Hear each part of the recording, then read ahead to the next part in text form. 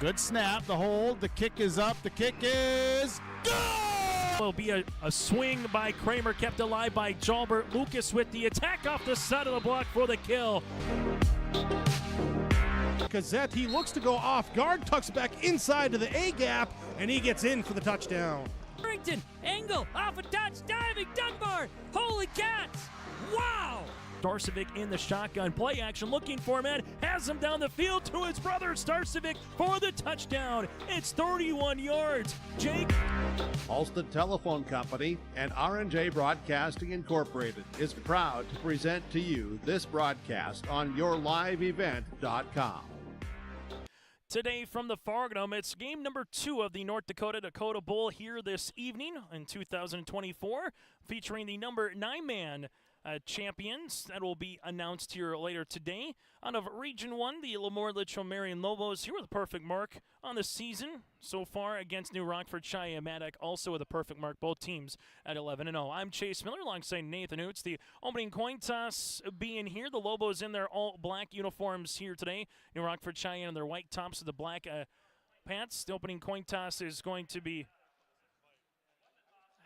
won by New Rockford-Cheyenne, and they will receive to start the football here. So the Rockets will open up the game offensively. The Lobos averaging 60 points on the season defensively, giving up 14 points per year. LLM won a last state title back in 2021. While for the Rockets, head coach by Elliot Belquist, averaging 60.5 points per contest defensively, giving up 9.5 points per game. Last time the Rockets won a championship was back in 2012, where New Rockford-Cheyenne defeated Divide County 40-22. It's the second year with this co-op with New Rockford-Cheyenne-Maddock, the second year again in this co-op, and these two teams met last year in the quarterfinals in Castleton, in which New Rockford-Cheyenne upended the Lobos season. Someone's going to go undefeated, and someone is going to win a 9-man championship. We'll take a quick break, and we come back after this. We'll get to Nathan Hoots' keys to victory. Also get to our starting lineups and alongside the opening kick here today from the Pregame. If you're just joining us, game number 1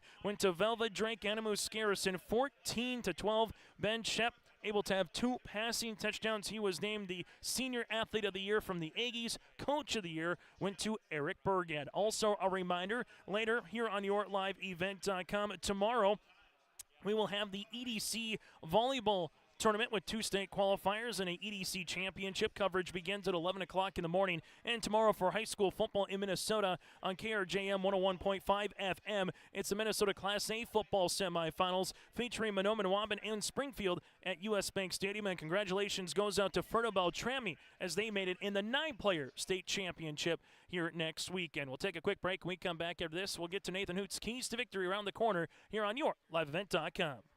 If you're ready for a great meal, head over to West Main Pizza in Ada and Dilworth. They have a variety of pizzas like Supreme, Barbecue Chicken, The Reuben, Grandma G's Sloppy Joe, BLT, Hawaiian, Vegetarian, and more. West Main Pizza also serves nachos and tacos, great pasta dishes, panini sandwiches, subs, and salads. West Main Pizza at 320 East Main Street in Ada and 111 15th Street Northeast in Dilworth. Check them out online at westmainpizza.net. RDK Enterprises, your local precision planting dealer in Hillsboro, is now Agassi Precision Ag. RDK is now Agassi Precision Ag. RDK is now Agassi Precision Ag. RDK is now Agassi Precision Ag. RDK is now Agassi Precision Ag. RDK is now Agassi Precision Ag. You heard that right. RDK Enterprises, your local precision planting dealer in Hillsboro, is now Agassi Precision Ag. Same location, employees, and customer service you deserve. Visit us at planterdoc.com. Farming today doesn't always feel the same way it used to. Then again, some of it feels all the same. Maybe it isn't so much the jobs that changed, but how they get done. Now that's a different story. Everything got bigger and smaller at the same time. Insurance, accounting, and taxes can get complicated, so you need someone who's looking to keep every dollar possible in your pocket. Ag Country. So we continue on the pregame show here today from the Pregame. I'm Chase Miller alongside Nathan Hoots today for the North Dakota 9.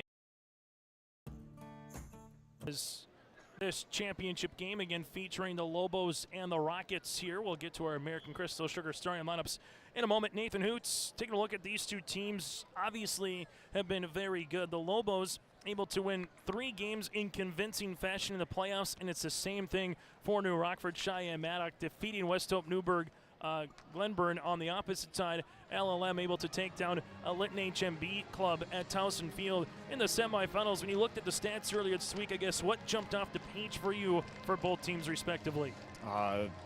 LaMoure having a almost 3,000-yard rusher, and then New Rockford having a passer go over 2,500 yards this year. Those are crazy stats, and you might see a bit of yin and yang here. You know, is LaMoure going to be able to stop the passing game of the Rockets? And then the opposite side are the Rockets going to be able to stop LaMoure's run game? And the versatility that Thiel just brings to this team is just, it's impressive. He can do literally everything. He was playing quarterback a year ago, and now he's running the ball all over the place, but also has that threat to be able to throw it if necessary, you know, on any type of a trick play of sorts. So, you know, not many teams have been able to slow down LaMoure this year. They kind of score at will. It seems like if you tune in at 7:15 instead of 7 o'clock for a LaMoure game, it's already, you know, 22-0, and they're marching again. They score at will early on in games. And then New Rockford, the numbers that they've been putting up, and then their ability to slow down, you know, a high-powered West Hope team last week that was averaging something like 60 points a game. They held them to 28. It's going to be a really fun game. The LaMoure-Litchville Marion Lobos, again, Gunnar Thiel just already with the single-season school record, which was just around 2,600 yards. He currently has 2,956 yards, 13.5 yards per rush, and 40 rushing touchdowns on the season here for Gunnar Thiel. Just on the opposite side for the Rockets, their quarterback Easton Simon is completing 75% of his passes for 2,664 yards, 48 touchdowns to 3 interceptions. He also has 2 rushing scores here for the Rockets. Head coach by Elliot Belquist again, while on the opposite side, the Lobos head coach by Andy Delabar. When we come back after this, it's the starting lineups and the opening kick. We'll let you know who won the coin toss, and then we'll get you ready for the start of the North Dakota 9-man football championship. Last year, South Border, New Prairie. This year again, a new state champion will be crowned. Back after this inside the Fargo Dome. Treat yourself to a great career at American Crystal Sugar Company. Team up with quality people making quality products. Full-time and year-round in a stable business. With great pay and benefits including time off available from day one. American Crystal Sugar Company invests in you to promote your continued growth and career advancement. Grow your career doing your best work within the world's best beet sugar company. Apply online today at AmericanCrystalCareers.com. At Bank North, we strive to enrich the lives of everyone we serve. One transaction, one relationship, and one community at a time. We do it by supporting kids and schools, pitching in to help neighbors in need, partnering with rural businesses, and providing all the traditional and modern banking products and personalized lending services you expect from a reliable financial partner. Bank North, always true. I'm PJ Rund, and I live in Mission Court in Ada, Minnesota. Here, there are a lot of people like it here. Well, what could be better? I'm Molly, and I have lived here a little over 3 years now. I like the fact that I don't have stairs or elevators, and there's always some activities around here. You couldn't help but like it here. That's what I say.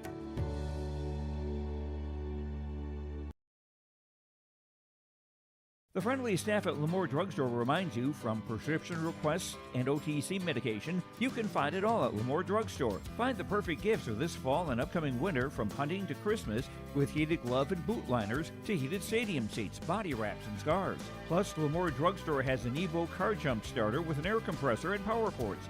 You can also keep your refreshments cold or food warm with the Nebo thermoelectric cooler bag. Located in the center of LaMoure in the Bank North Mall. For more info, go to LaMoureDrugstore.com. There's a new inventory of trailers at Bloomfield Enterprises of Hillsboro. You can see the latest inventory online at BloomfieldTrailers.com. Bloomfield Enterprises has a full line of Big Tex trailers. Big Tex has affordable and versatile utility trailers for all your jobs. Big Tex has a full line of products from ATV trailers to gooseneck to dump trailers and more. Call Larry at 218-368-7989 or Tim at 701-430-0877. Bloomfield Enterprises in Hillsboro. As we get you ready for our starting lineups, brought to you in part by American Crystal Sugar Company. Live the sweet life with great careers and quality products. Go to crystalsugar.com. That again is crystalsugar.com. New Rockford-Sheyenne-Maddock won the opening coin toss, and the Rockets said, let's receive the football like the Aggies did in the Division A title. So we will go over the Rockets starting lineups here. And a center spot, Brody Weisenberger, the senior at 6'2". You have guards of Alex Weisenberger, the 6'2 junior at 205. Then Jacobson here, the 6'1 senior at 205. Wide receivers then of Easton Benz, the 6'3 junior. Cage Wolford, the 6' senior with 15 receiving touchdowns on 33 receptions on the season. Paxton Neppel, the senior at 6'3. Then Bennett Meyer, the senior at 6'3 as well. Carter will be your running back here for the Rockets today. Ingo Bretson here, the running back, and then Easton Simon is the quarterback, the junior at 6'170". Ingo Bretson, 105 rushes for 956 yards and 22 touchdowns on the season. For the Lobos of LaMoure-Litchville, Marion, they'll go like this. Two defensive linemen of Tucker Jones and Preston Arndt.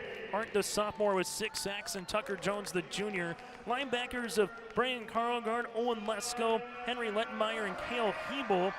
You have all seniors except for Lettenmeyer at the linebacker spot. Owen Lesko, 96 tackles to lead the team with 3 interceptions. And then from there, defensive backs of Kobe and Gunnar Theolgis and Avery Kramer. Kobe Theolgis with 3 interceptions on the season here for the Lobos. LaMoure-Litchville Marion 11-0 on the season, coached by Andy Delabar. They won a title in 1991. They won a title in 2021 and looking to win a title here in 2024. Well, for the Rockets, 11-0 on the season as well, as New Rockford-Cheyenne won a title back in 2012. 4 Dakota Bowl appearances for New Rockford-Cheyenne, stemming from 2003 to 2024. For Maddock, they made 2 Dakota Bowl appearances back in 2001 and 2002 as well. Again, second year for the co-op here for New Rockford-Sheyenne-Maddock. Back after this with our starting line, with the opening kick. Those are our starting lineups, brought to you in part by American Crystal Sugar Company. Great careers, quality products. Go to crystalsugar.com. Then again, it's crystalsugar.com. Back after this with the opening kickoff from the Foregadome. We love our pets, accidents and messes included. Shaw Floor's Pet Perfect Carpet helps you love confidently with protection from everyday messes and odors. Designed with the whole family in mind, Pet Perfect features built-in protection from staining, fading, and pet hair. Make tails wag with Shaw Floor's Pet Perfect. Designed for you, perfect for your pet. Available at Carpet World, 17th Avenue South, online at carpetworldfargo.com. Growers, prepare your fields and yields against the wet conditions for 2025 and beyond with a drain tile project from Chad's Excavating out of Mayville. Drain tiling will improve and increase your yields and land values for years to come. Chad's Excavating provides free, detailed estimates, and with over 40 years of combined success, they provide professional installation and service. Call Chad today to prepare for your future and any questions that you might have. That's Chad's Excavating out of Mayville, helping farmers grow. It's the Rockets and the Lobos here for game number 2 of the Dakota Bowl. Still to come, West Fargo Horace against Red River in the 2A title, 3A championship later tonight. It's an all-Eastern affair as well with Fargo Davies and West Fargo Cheyenne. I'm Chase Miller. He's Nathan Hoots. Roaming the sidelines. Hoots, biggest key of the game or biggest player, so to speak, to watch from both of these two particular teams? Let's just go with how the game starts. I talked briefly about how quickly LaMoure starts. I'm assuming it's pretty similar to that, the way the scores have been for New Rockford. So who gets off to a hot start? Can LaMoure kick it off and get a stop here to begin the game? Or, is it going to be just an absolute, just up and down track meet the whole game? I think it's the start that's going to be the key. Our 9-man, Brent Engelbrechtson here, is going to be the official. Here today wearing the white hat. As we will get this contest underway for the Lobos as they will be kicking off in their all-black uniforms with the white numerals and lettering outlined in red here. The Lobos will be kicking from left to right or from the south to the north end zone. While for the Rockets, they will be in their white tops with the black pants with the black numerals outlined in a little powder blue here with the little powder blue white stripe down the side. 9-man state champion. Chip just about ready to get underway as the Lobos. Put this one on the tee. Lobo fans across the way. New Rockford-Cheyenne fans on the near side. As for the Lobos, you'll see Kobe Thielges put this one on the tee here for LLM. Opening kickoff right at the noon hour, so welcome officially to the afternoon portion of the Fargo for the Dakota Bowl. The opening kick of the 9-man game, Division A game just got underway at just after 9 o'clock. This one on the carpet takes a big bounce to the 35, and eventually the Lobos will take this one. And that looked planned, Nathan Hoots, to put that one on the carpet, see if he can get a big roll, and the Rockets able to pounce on that one immediately. Yeah, I think if you don't have a guy that can really bomb it in here, you might as well just bang it into the carpet and see what happens, and maybe you get a bounce here or there. We saw that happen on the very first, or the opening kickoff of the A game, where it took a weird hop on the returner for Velva, and they got him pinned at the 2. Engelbretson able to come up with the football there. That's Grant. First down upcoming for the Lobos at the 33 far hash. Easton Simon comes up. Big throw down the field on the far side. Incomplete at the 35-yard line. And on the coverage on the far side for the Lobos is Kobe Thielges, the intended wide receiver on the far side, Bennett Meyer. And it's an incomplete pass, but the Rockets take a shot, no pun intended, right off the bat. Yeah, you can see why their quarterback's thrown for 2,600 yards this year. That was a beautiful ball down here. I'm sure there's not many guys that they've faced this year that can play in coverage like the Lobos can. As they will come out quickly here for the Rockets, back to the line. Handing this one off to the far side of the football field, and Wofford is going to get met on the little jet sweep action for a gain of 2.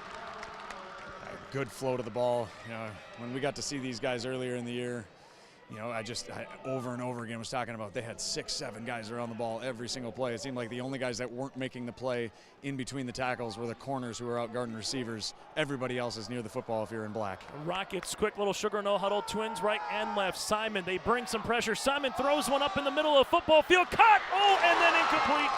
Easton Benz has it in the breadbasket at the 35-yard line for his second. Then as he turned his head to run up the football field between the hashes, dropped the football. You couldn't have thrown it any better if you're Simon getting pressured. That'll be incomplete, and Benz would love to have that one back. Absolutely, and that was a fantastic throw with the guy just bearing down on him right there.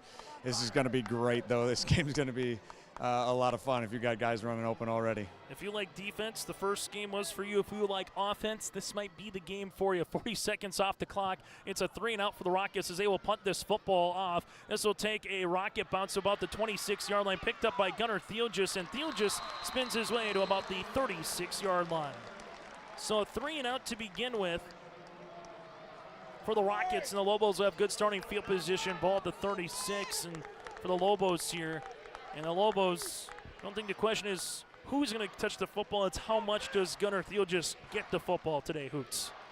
You know, I'm looking over the shoulder right now at the play card from Lucas Isaacson, the guy that calls the plays, and I think it should just be run right and run left with the stud that he's got in the backfield. I formation will get to the American Crystal starting lineups here for the Lobos and the Rockets offense and defense after this play. Mason Workin goes under center. Dot the I is Thielges. Handoff goes to the aforementioned Gunnar. Gunnar bulldozes his way to about the 39-yard line. Our American Crystal Sugar starting lineups here again today for the Lobos. Center spot of Gavin Christensen with Preston Arndt and Tucker Jones on the line. Then those tight ends almost kind of work as tackles at times with Carl Gard and Lesko. Gunnar Thielges again at the tailback. You'll see Avery Kramer with Hebel and Comby Thielges at wide receiver. Mason Workin, the sophomore, has thrown for 1,284 yards, 2 touchdowns, 23 touchdowns, and 2 interceptions. We'll get to the American Crystal Sugar defense starting lineups for the Rockets after this play as Workin goes under center. Hands the ball off to Thielges as he's going to get stuck right through the A-gap. Big time play on the way by Cage Wofford here for the Rockets. Benz and Collier at linebacker spot of Meyer and Neppel defensive backs. Defensive ends of Alex Weisenberger and Colton Green. Carter Bretson here, the defensive tackle with Brody Weisenberger as well. But Cage Wofford there, Hoots, with a big stick on Thielges. Yeah, it's a big-time change from what we saw last game where there were two safeties hovering at like 15 to 20 yards deep. Here, New Rockford lines up, and they go man-to-man on the two receivers out to the wide side, and they put 7 guys in the box, and they go, if you're going to beat us, it's going to be some other way than number 4 running for 300 yards and 5 touchdowns. And again, our starting lineup's brought to you in part by American Crystal Sugar Company, and the Lobos and Andy Delabar need to take a timeout as the play clock winds down to 0. 9:44 remaining here in the opening quarter. It's the Lobos with a 3rd and 8 when we return. At Enbridge, we're focused on relationships. 23 Canadian First Nation and Métis communities now own an equity stake in Enbridge Athabasca Pipelines. In Minnesota, Enbridge has spent $450 million and counting, with Native-owned companies and in wages to tribal members working on Line 3. Every day brings new collaborations, partnerships, and possibilities. Learn more at Enbridge.com. Chase Miller and Nathan Hoots with you here today on YourLiveEvent.com in our second coverage of the North Dakota Bowl. 9-man football, 3rd down. In the first game between the Vikings and the Aggies, we saw this as well in the first quarter. If you're not 100% ready to get a playoff or burn an early timeout, make sure you're set.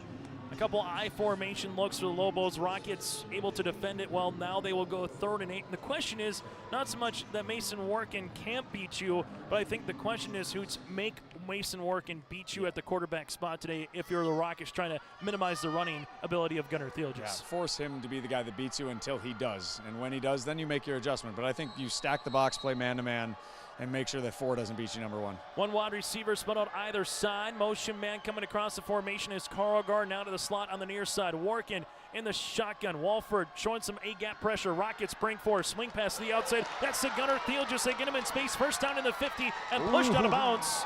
Close to being out of bounds at the 45-yard line. Nice pitch and catch for about 17. Make that 18 yards.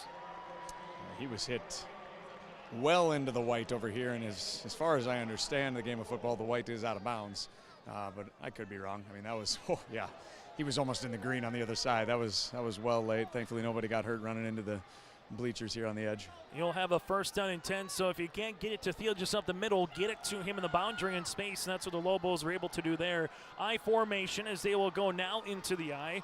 Motion man going right to left is Gunnar. Make that Kobe Thielges as Gunnar dots the I. Workin under center, hand up, has a little sliver to the 40, and he barrels his way to the 38-yard line and make it a nice running attack there for the Lobos. Great job by the left guard and the tight end on the left side. They both sealed their guys and they both put their butts to the middle and created a giant seam. That's easy money for the Lobos right there. Yeah, and talking with Andy Delabar throughout the course of the season, he kind of joked that the tight ends at time become an extension of the line almost as the tackle spot, because the Lobos, it looks like an 11-man formation a lot of times in terms of having 5 down linemen, as they do here in the gun with Mason Workin. They fake it one way, go the other, and the fake and go the other. The Rockets said it. You can do that all day. It's a tackle for a loss with Gunnar Thielges. Coming in on the far side of the football field here is Colton Green for the Rockets. It's okay. You can just kind of see, I think they're kind of getting a feel, the Lobo coaching staff over here, getting a feel for what is going to work. They're kind of throwing everything at them right now.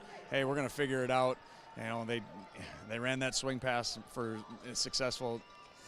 They got 3 plays to get 12 yards. That's not a problem for this offense. And for the Lobos, it's not so much of a cat and mouse game where you want to keep the football, but seeing how quickly the Rockets were compared to the Lobos, it's a difference in how you're going to go throughout this game. And Delabar might need to call a second timeout here. 2 seconds, 1 second.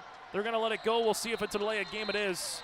Andy Delabar didn't want to have to call the second timeout. Lobos got out late in the huddle, and it'll be 5 yards, and Andy didn't want to call that second timeout in the first quarter. Yeah, I don't think it's worth 5 yards when you have such an explosive offense. You save that second timeout here. Just keep it. We're not even halfway through the first quarter. It's all right. I think there's a lot of adrenaline flowing over here, and maybe just trying to figure out how our communication's going to work from the sideline into the huddle and then out of the huddle. It's just a little slow right now. They'll get it figured out. New Rockford-Sheyenne-Maddock and LaMoure-Litchville Marion here in the 9-man championship. 8 minutes to play in the opening quarter. Lobos handle the football. Big step here for Wark and finds Gunnar Thielges on a crossing pattern. It doesn't matter where you put the Swiss Army knife of Gunnar Thielges. He's going to slice and dice defenses, and he does there for 16 yards. And that's the biggest thing. You got to find where number 4 is. They put him in the slot. He goes one-on-one, hoots on a deep crossing pattern, and like you said, explosive offense, first down for the Lobos. Exactly right. I don't know what he's best at. I mean, he was a really good quarterback last year. Obviously, he's a great running back, probably going to get over 3,000 yards, but he is a tremendous route runner as well, and that's why you don't take that second time out. First down and 10 Lobos as they will be at the Rockets' 31-yard line here. First and 10 at the far hash. Warking goes under center. Gunnar Thielges hand up. Thielges trying to cut, and the Rockets, I'll give them credit early on here, Hoots. They've been flying to the football. A nice defensive wrap-up again by Cage Walford here, who came in with 60 tackles on the season. Yeah, that inside run game just hasn't quite clicked here in the first couple plays, but it seems like whenever they want to, they just throw it to the outside, get that first down, move on. You can tell the coaching staff of the Lobos, they're very stubborn. They want to be able to run the ball inside the tackles because they know how effective that can be as the game wears on. 2nd and 11, Twins left and right. In the gun is Warkin. Rockets, 5 men in the box. Man coverage across right now as it looks. They will bring 4. Warkin on the out pattern to Gunnar Thielges. Thielges going to get hit at about the 28. Good open field tackle by the Rockets on the far side, but regardless, it is a pitch and catch of about 5 yards and makes it 3rd down and a long, make it 6. He had barely broken out of his route, and he threw that ball, and I had a perfect angle from where he threw it. He couldn't even see over that D end when he made that throw. That was just, I trust you to run the exact depth of route that you run all year long. My timing with my 3-step drop is going to mirror up your 5-yard out, and I'm going to hit you and get the easy pitch and catch. Collier in on the tackle for the Rockets, brings up 3rd down. Lobos need the 21 for the first. Play clock to 9 seconds. Shotgun formation for Warkin. Rockets bring 4. Warkin has time, looking for Gunnar Thielges on a deep post pattern. Incomplete. Bennett Meyer on the coverage. That one a good 5 yards over Gunnar Thielges there. Warkin put a little too much air underneath that one and brings up a 4th down. I think if he would have waited for him to continue to cross the field, he may have had an opportunity to hit him. Great pocket created there by the offensive line. Obviously, they're blocking 5-on-4. They should be able to hold up. But the Rockets are doing a good job of, they're only having 3 down linemen, and then a 4th guy is coming every single time, but coming from a different spot. 6:35 remaining here in the 4th quarter. 4th and 6 for the Lobos at the Rockets' 27-yard line. Twins to left-handed side. Warkin back in the shotgun. Rockets going to bring 5. Warkin has some time, throws down the field. The wide receiver slips. It's not going to matter anyway, as Bennett Meyer nearly had the interception at the goal line. Mason Warkin had time initially, but the 5-man rush gets home, forces him to throw off his back heel. Incomplete, and give credit to the Rockets here defensively. Hoots, they bent a little bit, but kind of like the Aggies in the 1A game, did not break on their side of the field. Absolutely right. That's 9-man football. Your bread is buttered. If you can play defense inside of the 20s, you have a real good chance of being a high-quality team, and they did that just right there. 6:29 remaining here in the first quarter as the Rockets will take over at their own 27-yard line. 3 and out the first time. We'll see what the Rockets muster up here the second time with the football. Carter will handle this one, and there's a big run on the way. Engelbretson able to make his way for about a gain of 9. That is a big dude running the football on 9-man, 230 pounds. You can tell he's probably had his fair share of running fellas over this entire season. 2 wide receivers near sideline, and that's the determining of the game. They went all air game early on. Engelbretson this time is going to get stuck. Really good defense. Owen Lesko with a team-leading 96 tackles. Well, he's going to add another one. This for a tackle for a loss of 1. You've said that name a couple times this year, haven't you? Just a ton. Yeah. Covering the Lobos. Just a ton. That's about right. He's a lot of fun to watch, and I think there's going to be some collisions between those 2 linebackers in the middle for the Lobos and the Rockets run game. As you'll have a 3rd and 2 between the hashes at the 35. High snap. This one goes over Simon. Simon retrieves the football at the 15, looking to throw this one away. Gets to the line of scrimmage. We'll see if there is a flag coming or not. The officials will talk it over. Easton Simon fortunate to roll out of the pocket. He was at the far hash. I think what the Lobos are saying, who was there in terms of a wide receiver, but Simon put enough on that one to get it back to the line, and we'll see if they they will say incomplete pass by our head official here in Brett Engelbretson, so that'll be incomplete. Nicely done by Simon to somehow avoid catastrophe. Yeah, that could have been 30-yard loss right there, but he took a chance and tried to scoop it and did just that, and did a great job of throwing it down past the line of scrimmage outside the pocket. Guy close enough apparently. Rockets will have to punt this one away. A little high snap, but this one will be a good end over end kick, as this will take a bounce to about the 30-yard line. So good job by the Rockets punter here in Paxton Nepple to put that away from Thiel, just having a chance to return the football at 5:18 so far. Lobos defense has withstood the early challenge from the Rockets here, Hoots. Yeah, it's been a kind of a feeling out period here for the first couple. You know, it was surprising they didn't take that, and maybe that third down play they were going to take that same type of chance, deep seam pattern by one of their receivers. But you know, you get pressure, and a lot of times pressure can burst pipes. Lobos, we'll see this one. I like the analogy. I want some more of those as this one continues. 5:18 remaining.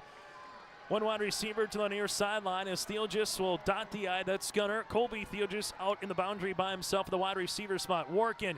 Little misdirection play. Gunner Theelgis, look out to the 40. Gunner Theelgis spins to the 45, and he brings a tackler with him with Bennett Meyer for a gain of 15. Just the basic cross buck right there. You just give a quick fake to the fullback, see if you can get the linebackers to take a half of a step in the wrong direction and then come back the opposite way with your running back. Oftentimes you have a pulling guard coming through. That was really, really well done right there. Yeah, Tucker Jones on the pole, also with Carl Guard to kind of get that kick out for the Lobos. Makes it 1st and 10 now, LLM, with under 5 minutes to play in the opening quarter. Ball spotted at the far hash at the Lobos 45 as Working goes under center. Handoff Gunner Theelgis, and this time the Rockets stone him right at the line. They were able to get the edge immediately, Hoots, then not one but two, but three Rockets come in on the tackle. Yeah, great job by the interior defensive lineman there for the Rockets.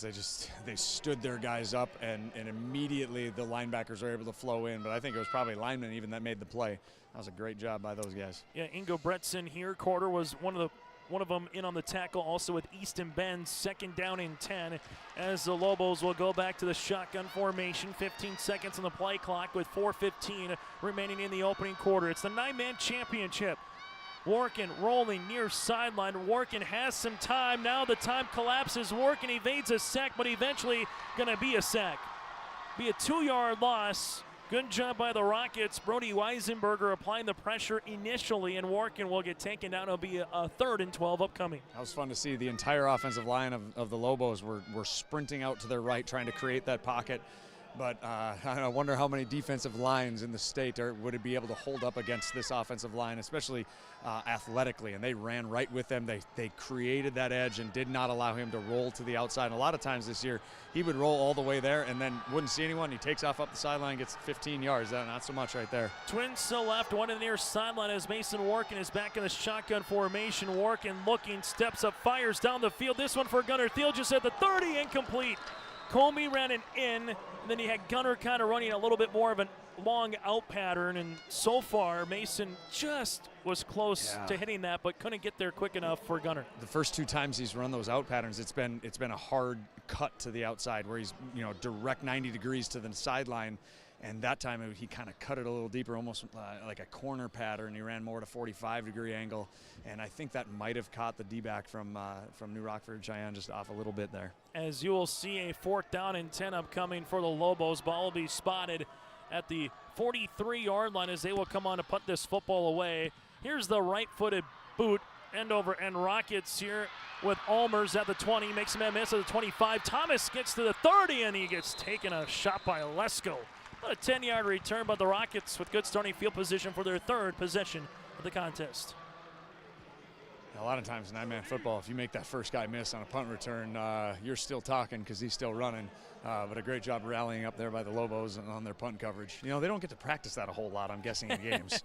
So it's always good to see them break down and make a play in the open field. Well, this has been the best start defensively against any Lobo team so far in the postseason with their 4th game as the Rockets, hearing the Lobo fans chanting defense across the way. Simon in the gun looks one way, throws across the other at the 50, coming right up the seam to Easton Benz. Nice pitch and catch from Simon to Benz. Yeah, they've had real good success here, not necessarily actually completing it, but having guys run over the middle in open field. The thing is that they're able to get 10 to 12 yards down the field before those linemen from the Lobos that usually get such great pressure are able to get to that quarterback. 2 wide receivers again split out on either side as Simon and the Rockets for the first time today will be in Lobo territory. 2:45 remaining in the quarter. Simon steps up, making his way, going to tuck and run at the 45, then slides smartly at the 44. He did not want to take a shot there from Hebel.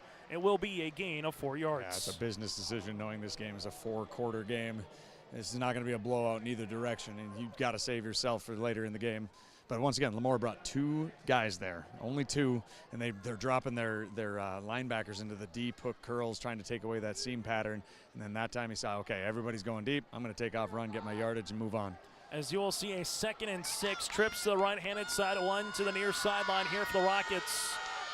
Simon, little quick screen to Walford. He takes the block, gets the numbers at the 40, and he's able to get enough for the first down as Gunnar Thielen just comes in on the tackle, going from the 44 to the 38. It's a gain of 6. Yeah, that was a tremendous open field tackle, though, by LLM right there. That was, you know, if you miss that tackle to the boundary over here, you're going to have problems. A lot of times that ends up, you know, getting 10, 15 more yards after contact. But real good job by the interior offensive line. They knew they were going to be throwing short. They cut those guys down to make sure that those throwing lanes were open. 1st and 10. Ingo Bretson breaks out of a tackle, but not the second. Lesko able to start the party first, and then eventually Lobos with a handful of players. Henry Lettenmeyer, part of that tackling party, and it will be a tackle for a loss. It seems like they're doing a real nice job. If they're in defined pass coverage, those 2 interior linebackers for the Lobos are taking real deep drops at that 45, but at that time they read run. They came in hard, and before they could even hand it off, they already got us in the backfield. As you'll see, a 2nd down and 11 upcoming here for New Rockford-Sheyenne-Maddock. 2nd and 11, ball will be spotted between the hashes. Simon has time to throw, looking down the field for Meyer. Kramer's there. Who comes up with it? Meyer takes it away from Kramer, and he hot steps into the end zone. Touchdown, Rockets. It's a 43-yard pitch and catch. Simon finds his man Meyer for the 11th receiving touchdown of the season for Bennett. That might have been one of the better plays on the ball we've seen this year. He goes up and just snags it. Catch radius is impressive for that long, lanky athlete right there. I'm not sure how Kramer almost didn't come up with it, though. He was playing behind Meyer. He timed it perfectly, went to go get the ball. Then Meyer on his hip brought it back, and then it was easy into the end zone. And for Easton Simon, that's his 49th passing touchdown of the season compared to just 3 interceptions. Rockets 2-point conversion upcoming here. Simon all day to throw, goes back left corner, and the Rockets on the crossing pattern get in for the 2-point conversion for Thomas Almers. 54 seconds remaining in the first quarter. 3rd possession for the Rockets. Strikes gold as they lead it 8-0 over LaMoure-Litchville Marion. Let the geeks at GK Technology help you with your agricultural data. Their agronomists know agriculture. When it comes to creating soils and zone maps to maximize yields in your fields, you can trust the people with decades of experience in site-specific agriculture. Everyone at GK Technology has a background in agriculture, so they know what makes a farm run, and they speak your language. The geeks at GK Technology have a map and an app for that.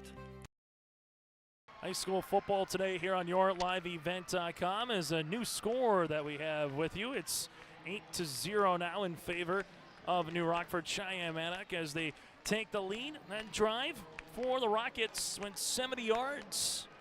Took 2 minutes and 16 seconds off the clock, which for New Rockford-Cheyenne this year, that's a long possession for the Rockets and how quickly they've been able to score. Lobos will have their 3rd possession of the game upcoming here after the kickoff. Here's the kick. A little pooch. I'll make its way to Thiel just at the 27. Colby's going to fake it to Gunner. Colby gets the 35, breaks 1 tackle, but not the second. Almers is there as well on the tackle, and Lobos will take over near the 37-yard line. I like that little kick return wrinkle there. You had 3 guys that kind of took the bait and made sure that 4 wasn't going to be the guy that beat him there. That allowed him probably to get 4 or 5 more yards. It's in a game like this in the state championship, you never take those yards for granted. As it'll be 1st and 10 LLM so far for the Rockets, a 3-and-out with a pair of punts. Well, for the Lobos, got to about the 25, turnover on downs. Then they had to punt the football after they got to midfield on their last possession. As they will come out in a pistol here, as you'll have Thielgis in at the quarterback spot. He'll hand it off to Lesko. Lesko looking for a crease, gets past the 40 to the 45, looking for a little help, and Lesko gets the first down somehow. Lesko literally drove a rocket with him for about 7 extra yards. It's a gain of 11. I like to see a little wrinkle there. I like that. You come out, you fake a reverse on the kickoff, and then you come back and you go Wildcat, and even though your guy that is your Wildcat quarterback has got a lot of quarterback reps under his belt. And I think they come out and they tried to do it again here. Well, we saw in the postseason for the couple of games we did on yourliveevent.com for the Lobos that this would be their 2-point conversion kind of formation, if you want to call it that, as Gunnar Theogis back in that little pistol, able to get past the 50 to about the 41. So you say, hey, we're going to try a little wrinkle, as you said, Hoots, and they got a first down. They get a gain of 4. We'll see if they continue that going into the second quarter. After 1 quarter play in the 9-man championship from the Foregadome, it's the Rockford-Sheyenne-Maddock 8. The LaMoure-Litchville Marion Lobos scoreless with the ball at midfield when we return. There's more at 104. Hillsborough, North Dakota has everything you need on your next road trip. Food, fuel, fun, and family-friendly activities. Stop by and fill up your tank or grab a bite to eat. Have a blast at Goose River Golf Club, the swimming pool, or one of our beautiful parks. There's even ice skating and cross-country skiing. Take in the sights or stay the night so you don't miss a thing. Experience Hillsborough and see why there's more at 104.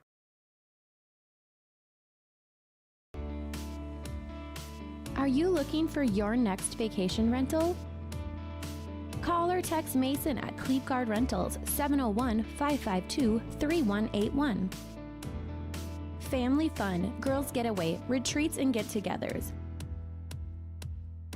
Call or text Mason, 701-552-3181. Located on West McDonald Lake, your vacation awaits.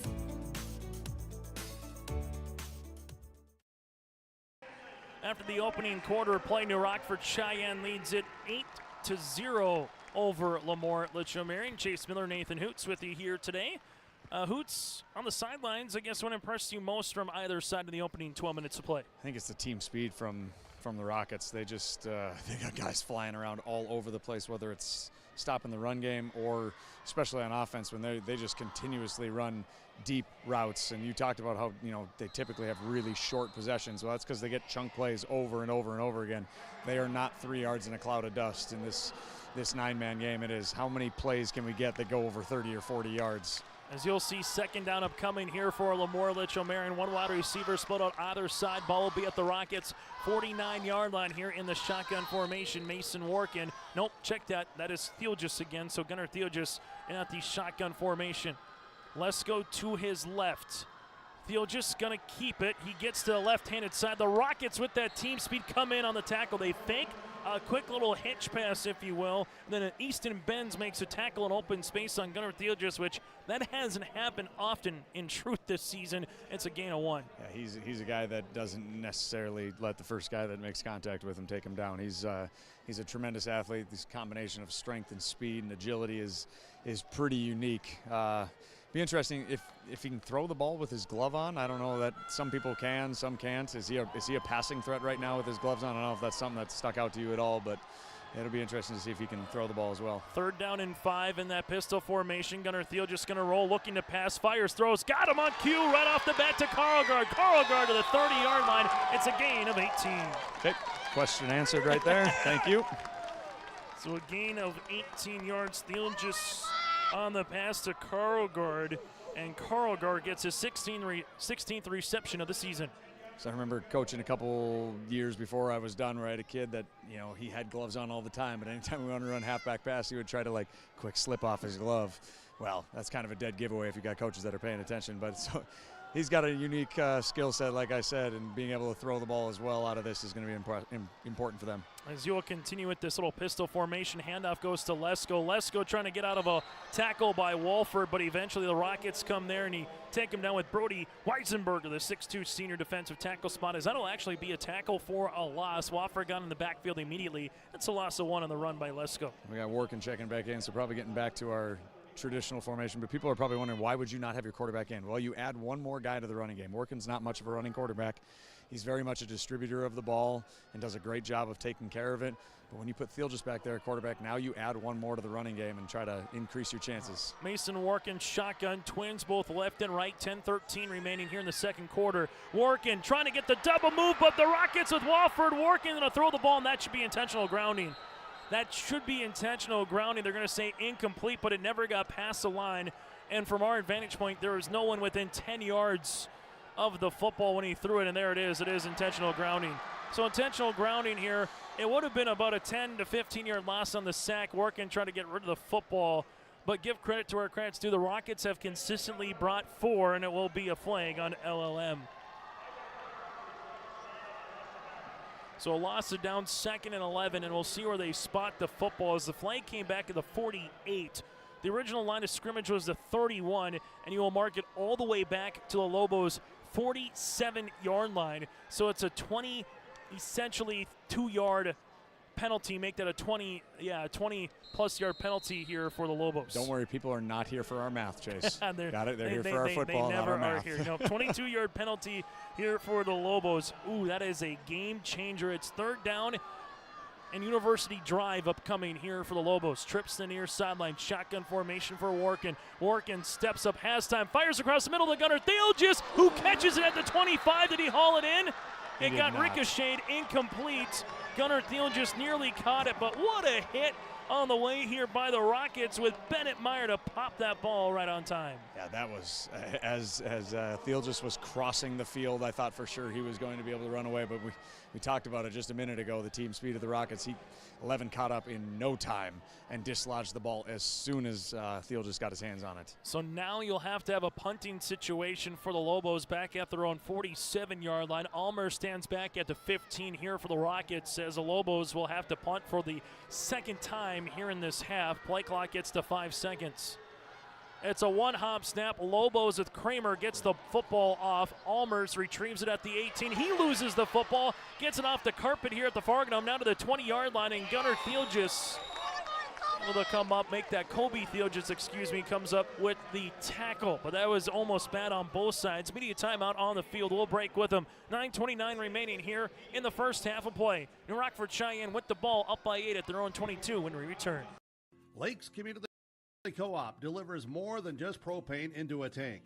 They deliver a commitment to customer safety with professional, knowledgeable service. Lakes Community Co-op propane customers can relax because having a monitored tank allows Lakes Community Co-op to know tank levels and therefore make timely deliveries. This takes away all your worries. Call 1-888-935-2281 for propane from Lakes Community Co-op. For more information, visit lakescommunitycoop.com.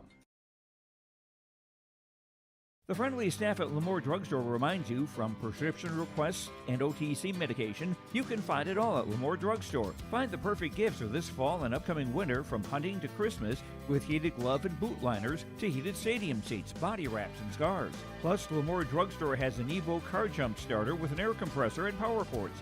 You can also keep your refreshments cold or food warm with the Nebo thermoelectric cooler bag. Located in the center of LaMoure in the Bank North Mall. For more info, go to LaMourDrugstore.com. Chase Miller, Nathan Hoots with you on YourLiveEvent.com after the media timeout on the field. The Lobos have 2 timeouts remaining, while New Rockford-Sheyenne-Maddock, they got 3. 1st and 10 Rockets at their own 22-yard line. A reminder, the Lobos will get the ball to start the second half of play. 2 wide receivers left in the shotgun. Here goes Easton Simon. Ingebretson lines up to the left of Simon in the gun. Play action. Simon has time, throws a deep crossing pattern. This one's going to be caught on the way by Benz at the 38-yard line. It's a pitch and catch of 16 yards. I don't think he liked the way that ball came out of his hands, but if you're going to throw it in the exact perfect spot and your receiver is going to create that much space, you have a little bit of wiggle room to have not a perfect pass. I mean, just that right there. These receivers just create so much separation from the DBs. And the Lobos have done well defensively against the rush this year, but this probably is, quite truthfully, who's the best passing attack that they've seen all season. Yeah, for sure. I mean, there's not a whole lot of passing attacks down in the southeast area that rival this. New Rockford-Sheyenne get a quick out here to Meyer. Meyer with the catch, trying to make a man miss, gets the 44-yard line. Bennett Meyer on the quick pitch and catch, and that's a gain of 6 and another positive play on first down here for the Rockets. You just look, they got 3 receivers that are 6'3", and none of them are, you know, if you see 6'3", they're all super athletes. I mean, you can just see that as they jogging around on the field. They're all naturals, and they got a quarterback that looks like he's just, you know, happy to just distribute to whichever of the 3 is open. The Rockets will put 2 wide receivers to the left. Engelbretson here on the run, and he's going to get the 3 yards for the gain and the first down. Tucker Jones in on the tackle here for the Lobos. It's a gain of 3. 1st and 10 for New Rockford-Sheyenne-Maddock as they will take a look on the far sideline or the near sideline here for the play call. As they will have twins both to the left and right, Aziz and Simon talking with Carter in the backfield. Simon trying to see if he can get his 50th passing touchdown of the season in 12 games. At 49 right now, Simon getting pressured, throws the football, coming back for it though. Oh, what a play by Benz. Benz makes a man miss at the 25, and Benz is loose into the end zone, and there's your 50th receiving. Make that passing touchdown of the season. It goes 51 yards, and Benz with a little step to the right, a little step to the left, and he walks into the end zone for the score.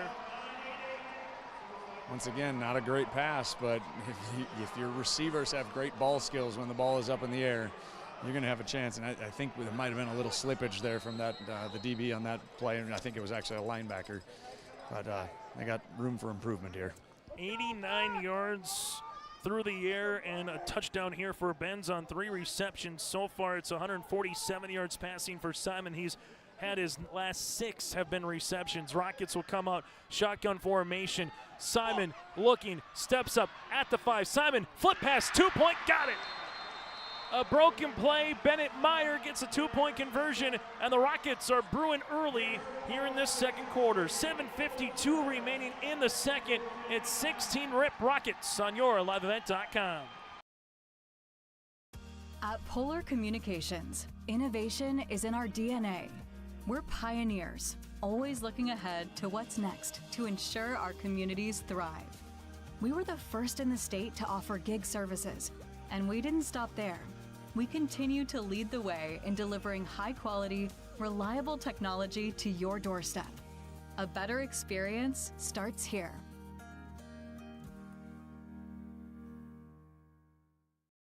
High school football here today on your liveevent.com. It's a 16-0 lead here over New Rockford-Sheyenne-Maddock as the Rockets are taking care of business over the Lobos. Last season, the teams played as well in the state quarterfinals, in which you saw the Rockets and the Lobos here. And I know for the Rockets, obviously they had a chance to make the Dakota Bowl, but they lost to South Border to get to the championship. And then LaMoure-Litchville Marion has found themselves back in this similar setting against New Rockford-Sheyenne, but now instead of a date in the semifinals, it is a chance to get into a championship as the Lobos won it back in 2021. As LLM here taking a look at what happened last year, they lost 24-18 in Castleton in the quarterfinals last year, Nathan Hoots. So there is your answer. You and I were talking off air. So 24-18 Rockets beat the Lobos last season in Castleton. And so far the Rockets coming out strong early on here in this first half. Kickoff for New Rockford-Sheyenne. Lobos here will retrieve it at the 25-yard line. This one goes to Theelgis. Now it's going to be reversed from Kobe to Gunner. Gunner has a lane, and Gunner has some space. Gunner to the 40, Gunner to the 40, Gunner to the 30. Gunner Theelgis is gone. The end around for 70 yards, and the Lobos have hit pay dirt for the first time this afternoon. Hey, we talked about it, how many guys were distracted by that fake reverse last time. They gave it this time. He needed to make a guy miss immediately after the ball touched his hands. He did that, and then I don't know if there's anybody faster than him that we'll see this, probably today. And with that particular score, there was a good seal at the 40 and the 50 by the Lobo return team. And just like that, we were talking about how you're going to respond out of the break. Well, you respond with some special teams here, and you get on the board and a chance to make it a one-score game with a two-point conversion upcoming here for the Lobos. Two-point attempts, working, moves the pocket, right-handed side, steps, looks, working, trying to find a man, does! Two-point conversion is good to Lesko. And we got ourselves back to a one-possession game. 7:39 remaining here in the quarter. In the second, Lobos back within one possession. Every Wednesday night at 7, watch the YourLiveEvent.com Coaches Show presented by the Hillsborough Economic Development Corporation. Stay up to date with the latest goings-on in the region, as we'll hear from area coaches in North Dakota and Minnesota. Plus, we'll highlight area high school seniors and their achievements in the classroom and on the court with our Senior Spotlight. That's the YourLiveEvent.com Coaches Show presented by the Hillsborough Economic Development Corporation, Wednesday nights at 7 on YourLiveEvent.com. 13 seconds after the New Rockford-Sheyenne-Maddock touchdown, able to put it in the end zone yourself for LaMoure-Litchville Marion via special teams. And a little shot in the arm the Lobos needed. Not so much that they're playing poorly here, Hoots, but against a team like New Rockford-Cheyenne, it's the old adage, you got to get a score for a score. The defense did the things well early on in the first two possessions, but since then the Rockets have found some rhythm, especially through the air here in the last couple possessions for New Rockford-Sheyenne-Maddock. Yeah, the Lobos got to find some way to either get pressure to speed up that quarterback's feet and his arm, or they got to drop more guys in and play, deeper to make sure that everything is underneath, because they haven't had to take a shot underneath yet. Everything has been way over the top and deep. As the Lobos here will put this ball on the tee with Colby Theogis. Theogis with the kick. It'll be a squib. It's a live football. Takes a hop, and the Rockets will come up with it. Nicely done by Collier here, and the Rockets will have good starting field position just north of the 40-yard line around the 41. 7:39 remaining here in the first half. Ball will be spotted at the 41-yard line. Still a lot of football to be played here today from the Fargo with the 2A and 3A game yet to come, and in this half alone with 7:39 remaining. The Rockets with all three timeouts. The Lobos have two. Two on receivers split up both right and left. Easton Simon now with 50 passing touchdowns on the season. Simon, quick hitch. This one caught near sideline by Meyer, and Meyer dragging Lobos with him right to midfield. It's a gain of 9. The Rockets are doing such a nice job of just taking exactly what they're giving them. Right there it was okay. We're not going to get beat, so we're going to start 10 yards off, and we're going to get into our back pedal. They ran like a quick 7-8 yard hitch, took the easy play, moved on.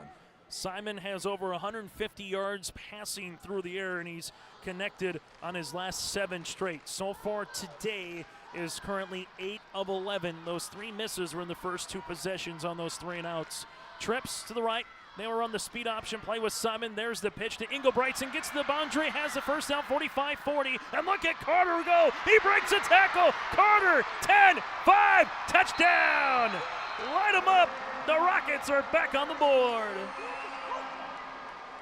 I don't know if that quarterback wanted to pitch at all until everybody decided that there's no way you're going to pitch it to this big fella on the speed option.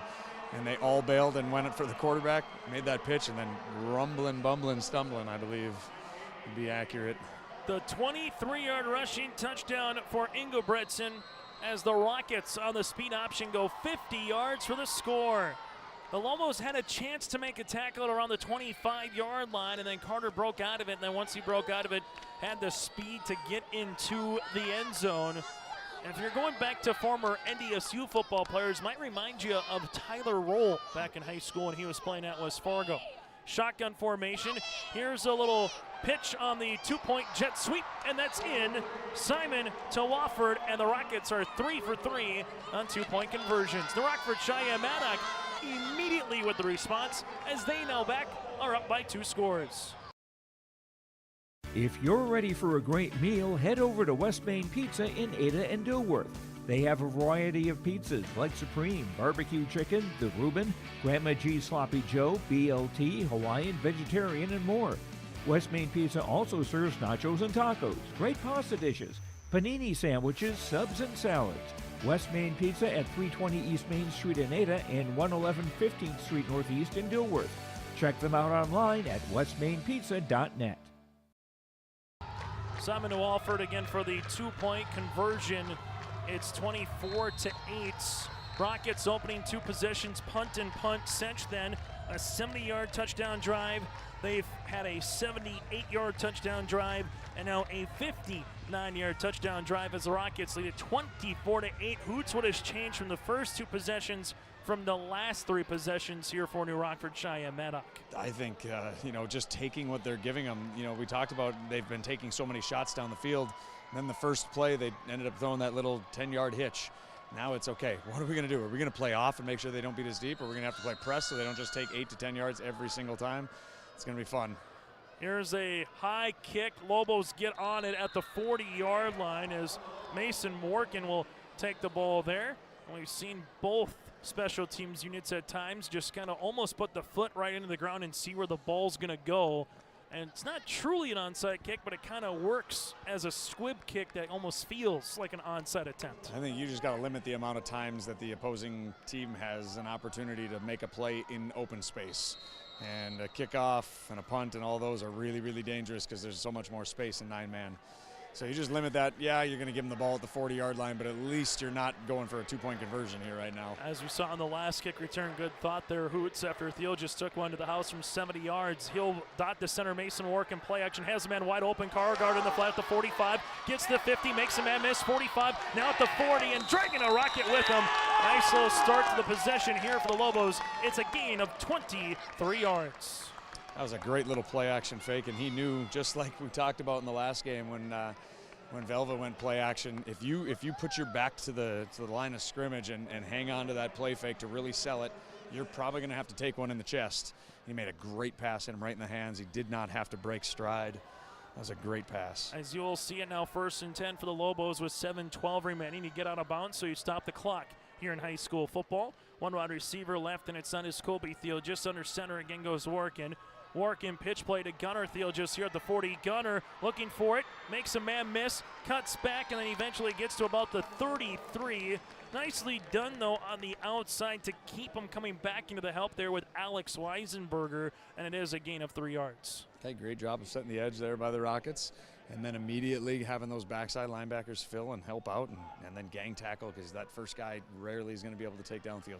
So you have 2,982 yards for Gunnar Thiel just rushing. Again, he just needed 44 coming into this game to reach over 3,000, and he might not get it on the ground here in this first half with how well the Rockets have been playing defensively. Twins to the right, one to the left, working in the shotgun. Little slip pass to the outside here to Gunnar Thiel. Just makes him a miss at the numbers 30. Looking to go 20. Gunnar Thiel just 10. Gunnar Thiel just, how do you do on a Friday afternoon? Gunnar Thiel just out of a cannon for 33 yards on the pitch and catch from Morgan.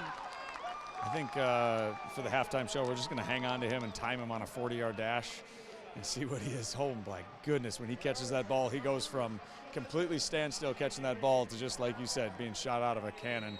He made one guy miss, and nobody else had a chance. As you see that, 4 catches for 73 yards and a touchdown here for Gunnar Thiel. Just Mason Warkin now 96 yards passing and a score. Just get the ball into Gunnar's hands in space and good things happen. Lobos going for the 2-point conversion to try to make it a 1-score game. Mason Warkin, shotgun. Warkin rolls the pocket left. This isn't be picked off, and that will be picked off by Walford. The 2-point conversion is no good, but the Lobos able to answer as they put 6 points on the board. It's the Rockford-Sheyenne-Maddock 24, LaMoure-Litchville, Marion, the Lobos 14, 6:19 remaining here in the second quarter. RDK Enterprises, your local precision planting dealer in Hillsboro, is now Agassi Precision Ag. RDK is now Agassi Precision Ag. RDK is now Agassi Precision Ag. RDK is now Agassi Precision Ag. RDK is now Agassi Precision Ag. RDK is now Agassi Precision Ag. You heard that right. RDK Enterprises, your local precision planting dealer in Hillsboro, is now Agassi Precision Ag. Same location, employees, and customer service you deserve. Visit us at planterdoc.com.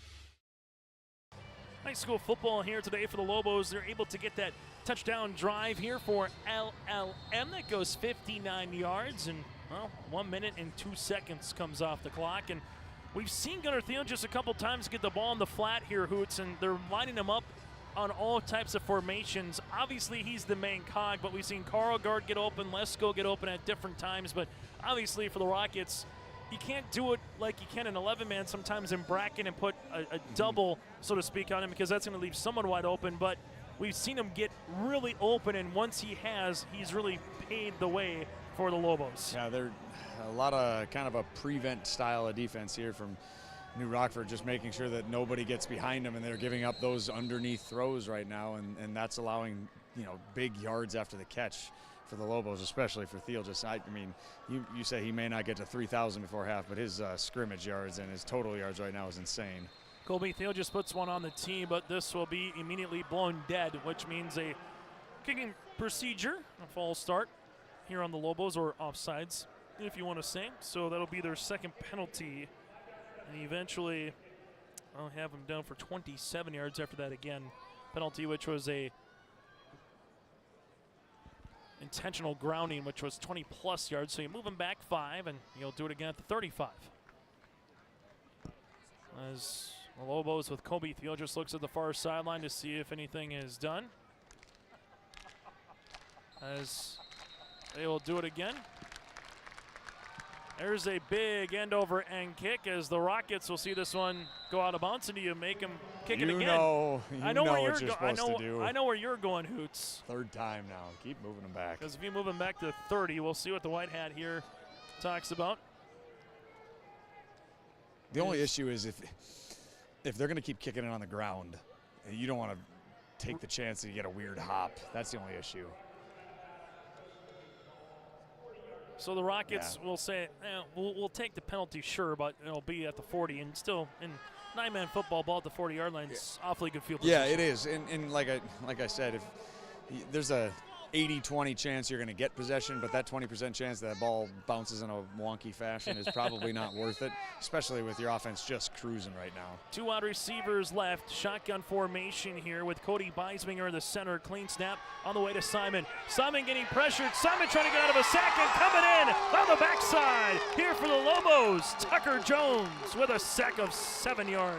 That was a really cool defensive play right there. They kind of dropped the right-hand sided D end, and I think Simon was fooled into thinking, okay, both of those ends are going to be dropping, and then bang, the backside guy came.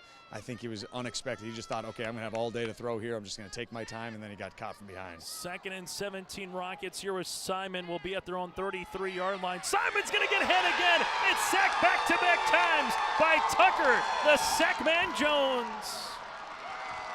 Hey, they brought pressure there. Yeah, it might have been one of the first times that they've guessed correctly and came with pressure, and it was a passing play. The first couple of times they brought pressure, it ended up being a running play, and they just stuffed him. This time it was a passing play, resulting in a big negative play. So it was 3rd and University drive. Yep. Okay, what is it now? 3rd and 19th Avenue upcoming here for the Lobos, as they will defensively a couple of times have done awfully well here with Tucker, and they've got right to Simon quickly. So what do you call up on a 3rd and 19th Avenue here as you need the 50-yard line, ball to 27. Simon across the middle, wide open as Meyer caught at the 40, in between the hashes, 45, and Simon, he's going to be close. Simon to Meyer, and I think he's going to be a nose of the football short. A gain of about 22. Whew. Yeah, that was a big gap. They had a lot of safeties hanging out way deep to make sure that they didn't get beat behind them. And, they just did their smart thing. They quick threw it underneath, and now we're going for it. Gonna go for it. All of a sudden, it goes to 19th Avenue drive into, you just need just a little bit, just a little push here. Trying to get the hard count as Simon. Play clock goes to 13, and now eventually Elliot Belquist is going to take a timeout. We'll break with him. 4:24 remaining here in the second quarter. 4th and about the nose of the football at midfield coming up next for the Rockets. Farming today doesn't always feel the same way it used to. Then again, some of it feels all the same. Maybe it isn't so much the jobs that changed, but how they get done. Now that's a different story. Everything got bigger and smaller at the same time. Insurance, accounting, and taxes can get complicated, so you need someone who's looking to keep every dollar possible in your pocket. Ag Country. High school football today here on YourLiveEvent.com. In the second quarter, 4:24 remaining. It's fourth and again, about a half yard for the Rockets, as they will handle it right at midfield. If they don't get it, then you give the Lobos obviously a great starting field position, but a 9-man football, Hoots, compared to 11, anytime you get to 4th and 1 at most places on the football field, it feels like it's a go-for-it situation. Absolutely. Unless it's at like your own 9-yard line. Check out the size of your running back right now. I'm handing it right to him and saying, I dare you to stop me. They come out in a wing T. Simon, fullback, right to the aforementioned Carter Engelbrechtson, who bully bulls his way for a gain of 3. Yeah, that's really well done. You go from spread 5 wide to all of a sudden you're running wing T with a motion man and giving it to a 230-pound fullback. That's a nice variance you have. It's the only time we've seen that kind of almost like a Navy, Army, old school triple option style of football. Was anybody expecting a pitch there? No. I don't think so. 2 wide receivers left, 2 wide receivers right. Easton Simon, shotgun formation into Lobo territory. Going up the seam, has a man, bends to the 15, 10, hot steps, touchdown! New Rockford-Sheyenne-Maddock. It's 47 yards for the pitch and catch. Literally 3 minutes ago, real time, it was 3rd and 23. And now they're lining up for a 2-point conversion. They're just unreal. They got guys running wide open all over the place. 136 yards receiving for Benz, 4 receptions and 2 touchdowns. On the opposite side for Simon, you add up the 175 with the 47 here. He's currently got 100 and now over 200 yards so far here today, throwing through the air. 232 yards passing here for Simon, as he will come out for the 2-point conversion. Rockets up by 16. Simon evades a sack. Simon has it, and he walks in for the 2-point conversion. He evades the sack by Tucker Jones, and he gets the 2-point conversion into the end zone. It's 32-14. Rockets out in front. Treat yourself to a great career at American Crystal Sugar Company. Team up with quality people making quality products. Full-time and year-round in a stable business. With great pay and benefits including time off available from day one. American Crystal Sugar Company invests in you to promote your continued growth and career advancement. Grow your career doing your best work within the world's best beet sugar company. Apply online today at AmericanCrystalCareers.com. High school football today here on YourLiveEvent.com, as New Rockford-Sheyenne puts some more points on the scoreboard here as they lead at 32-14, as the Rockets have been in fuego right now on their drives of what they've been able to do on their last 5 drives, all resulting again in touchdowns here for New Rockford-Sheyenne-Maddock. So 6:19, they have the ball at their own 40-yard line. They take a little bit of time off the clock, but regardless, it still results in a score, and the Rockets now at 32-14 here on their last 4 drives, again with touchdowns. But the 2-point conversions, they've been able to hit on all of them too, and now all of a sudden you look up, if you're the Lobos, doesn't have to be a must score, but it kind of feels like a must score. Here is the Lobos with Hebel, pounces on the squib kick at the 31-yard line. Yeah, you don't want to say must score with how good LaMoure has been throughout the entire season and for the past couple of years. But unless they can get to halftime and make some defensive adjustments, this might be something they want. If they could score here, make it 32-20-ish, and then you get the ball coming out of half, then you're talking a completely different game. But they cannot allow the Rocket offense to get back out on the field this half. 222 yards passing for Simon here today, and he just keeps adding to his touchdown total with 3 touchdowns here for the Rockets. Under center goes Mason Work, and Rocket fans chanting defense. Ball at the 31 at the near hash. Working, pitch play. Gunnar Thiel just trying to get out in front, and Thiel just is going to make 2 guys miss. Thiel just cuts back in, still dancing to the 30. I do not know how he got out of a tackle for a loss of about 5, and he made it for a tackle of loss for about 1 after Carter Engelbrechtson had him dead to rights. That might be the most impressive 1-yard loss I've seen in quite some time. I mean, I thought for sure, like you said, it was going to be 4 or 5 yards deep. He made 3 guys miss just to lose a yard. New Rockford-Sheyenne-Maddock flying all over, and I think the one thing you said early on, Hoots, is the speed of the Rockets, and that is coming to fruition right now. Maybe just a little quicker on the 9 guys on the field and the 9 guys for the Lobos in terms of team speed. Mason working, looking, firing. This is going to be picked off. Benz comes up with it, and he's got a house call of 30 yards. It's a pick 6. Easton Benz, and the Rockets defense gets on the board. Holy smokes. The Rockets did a good job of taking away. Field just ran a little swing route, and I think they were looking there initially, and the DN dropped into coverage to take him away. And I think that might have just rattled the quarterback just a little bit and looked for a second option. As all of a sudden the Rockets now just add to their lead with 3:07 remaining. Mind you, after 1 quarter play, it was 6-0. New Rockford-Sheyenne-Maddock against LaMoure-Litchville Marion. And the Rockets have exploded. Both teams again averaging 60 points on the season. And the Rockets, nearly 2/3 of the way there with this 2-point conversion attempt. Easton Simon rolling near side, pops a pass. This is going to be caught right at the goal line. In on a little bit of a stretch by guess who, Benz. Why not cap it off for Benz for the 8 points on that pick 6 and the 2-point conversion. Rockets up 40-14. At Bank North, we strive to enrich the lives of everyone we serve. One transaction, one relationship, and one community at a time.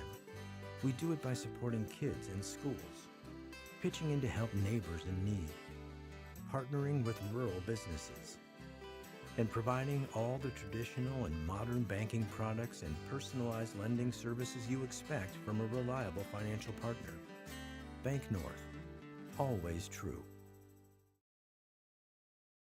High school football today here on YourLiveEvent.com. Nathan Hoots and Chase Miller with you, and we were just talking off there. You all of a sudden look on the scoreboard, and you're saying to yourself, well, if you're New Rockford-Sheyenne, you get a stop, you get a score here. All of a sudden, you're talking running clock to begin the second half, and obviously if you're a Rocket fan, that's what you want to minimize possessions going into the second. If you're the Lobos, Hoots, this almost does have now the feeling of a must-score drive if you're the Lobos, because you do not want to see that clock milk any more down, especially to begin the third quarter. Not to say that it's over by any stretch, but if the Rockets get a stop here, they get the ball back with how quickly their offense can go down the field, and we've seen it all season long and today. You do not want to be down by 30 points with the mercy rule time starting the second half. Not at all, especially the way you have just cruised all year long against virtually every opponent you've played. Like I said, must score, absolutely, and then you just never know. Get into halftime, regroup, see what happens. Rockets put this one, it's a squibber, live ball for a second there. Lobos able to pounce on it with Lettenmeyer with 3:07 remaining here in the quarter. Lobos have scored all their points in the fourth. New Rockford-Sheyenne has scored 34 of their 40 points in the fourth. It's 48 points in the quarter, for crying out loud. Well, welcome to 9-man football. Gotta love it. Lobos will handle it at the 43-yard line here, as they will see this with 3:07 remaining after the pick 6 by Benz.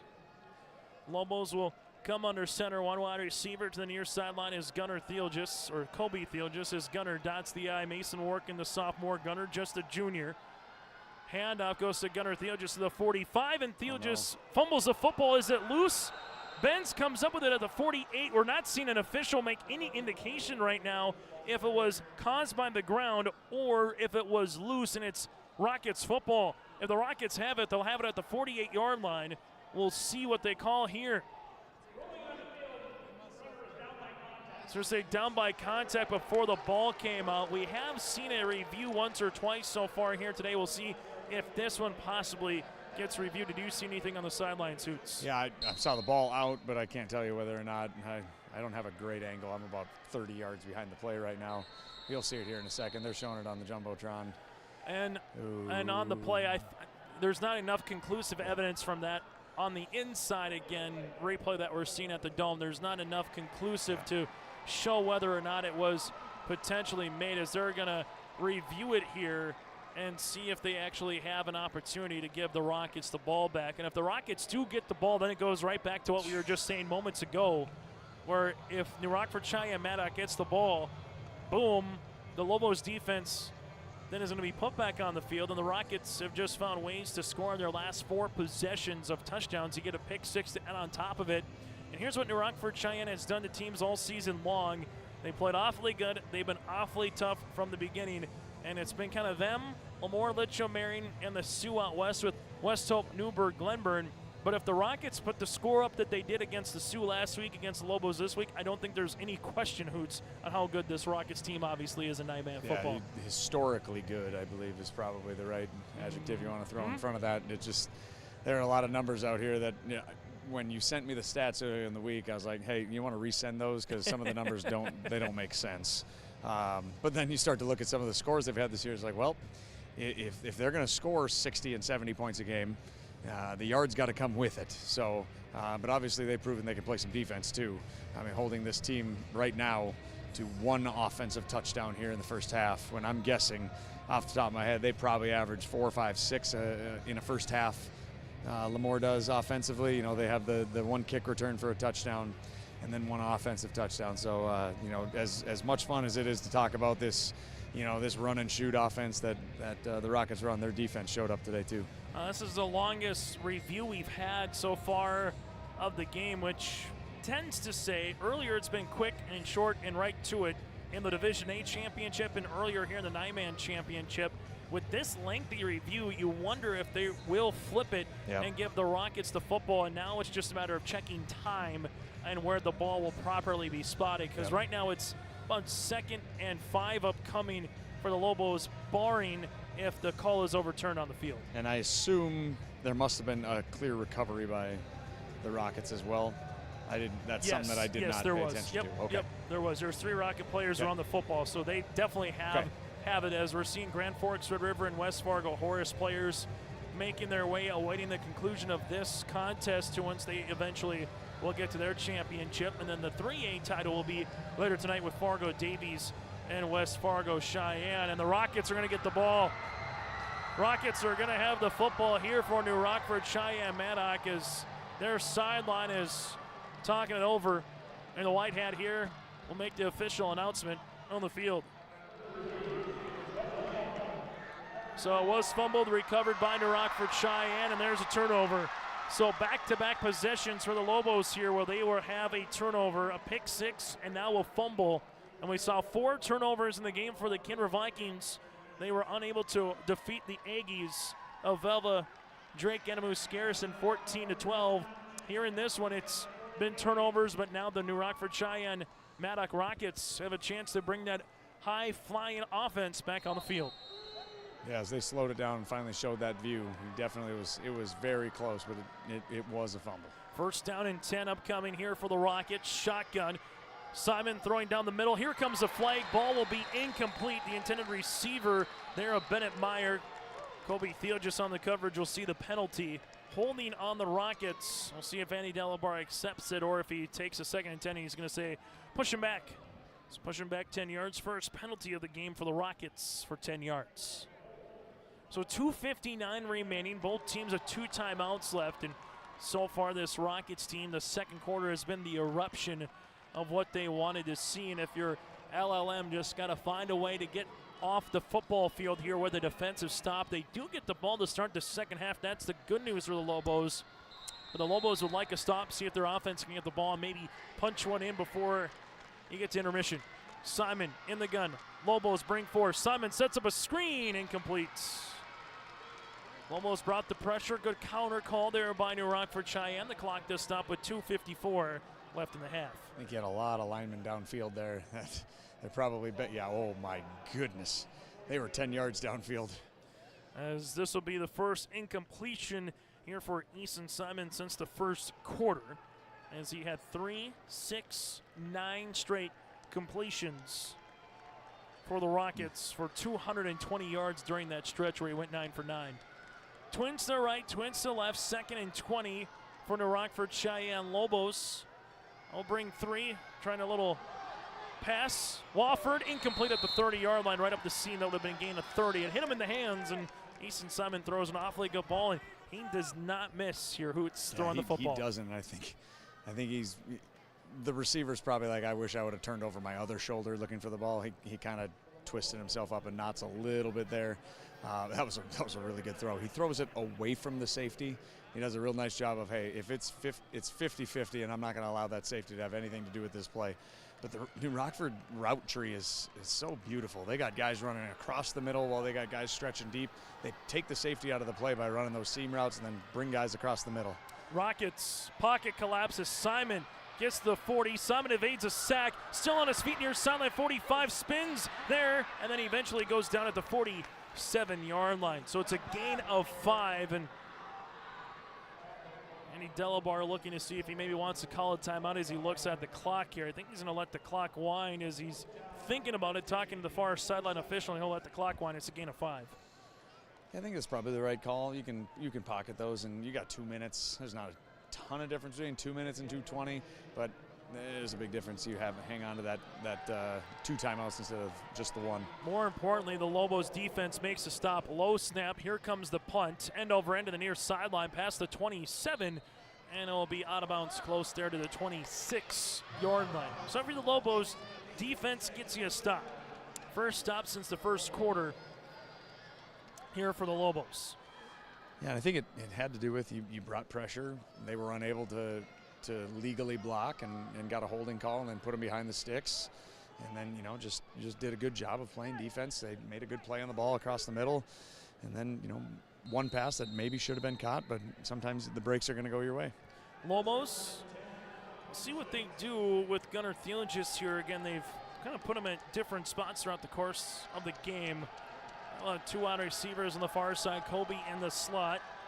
Mason working in the shotgun formation as you have Gunnar Thielengis play action. Working, steps up, Working gets hit as he throws the football. This is at midfield. It's picked off by the Rockets. Neppel with the pick at the 40. Neppel at midfield. Neppel at the Lobos 40. Neppel to the 30. Neppel to the 20, and he stands out of bounds there.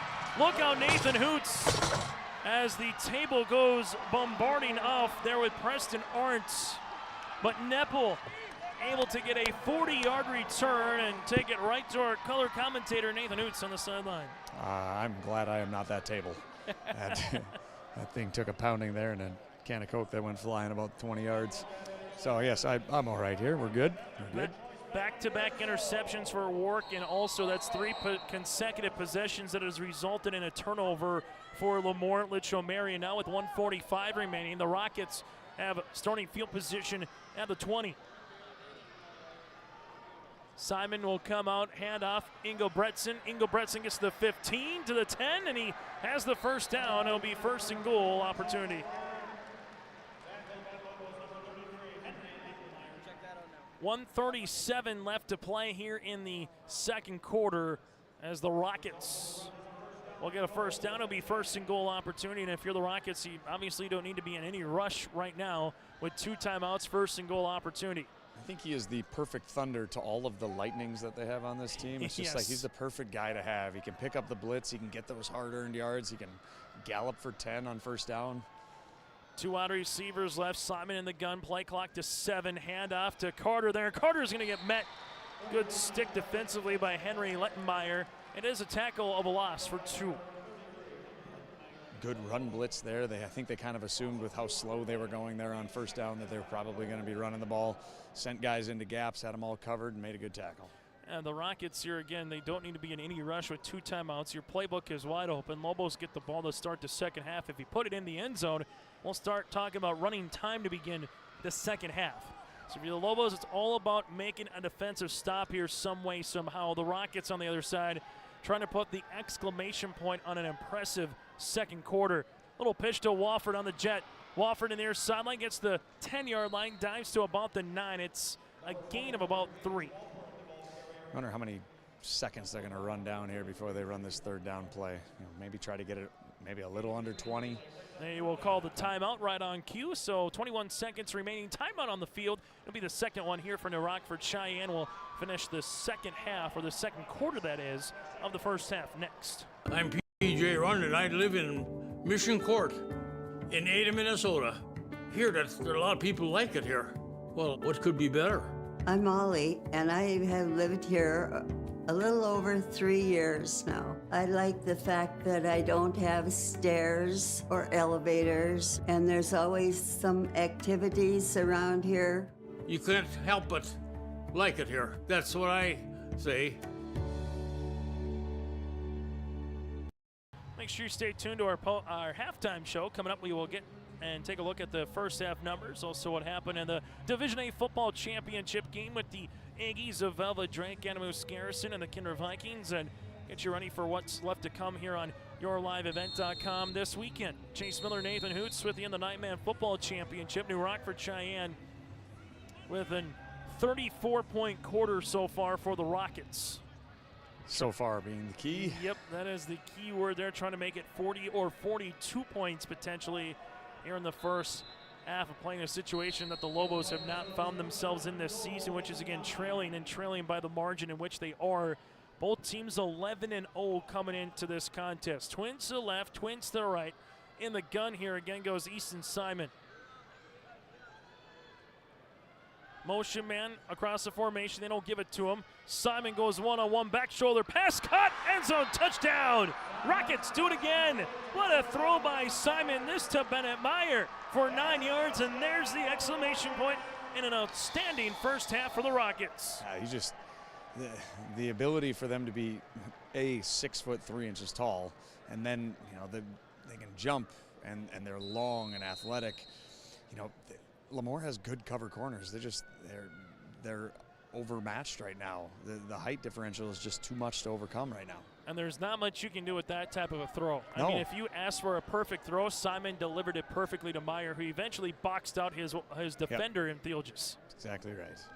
So 2-point conversion here for the Rockets, and we'll get another timeout as the play clock makes its way to 2 seconds. Timeout here for New Rockford-Cheyenne-Maddock with 15 seconds remaining here in the first half. Well, I got to tell you, Hoots, sometimes you get to a game and you just say someone had a better game plan, someone is just a little physically better.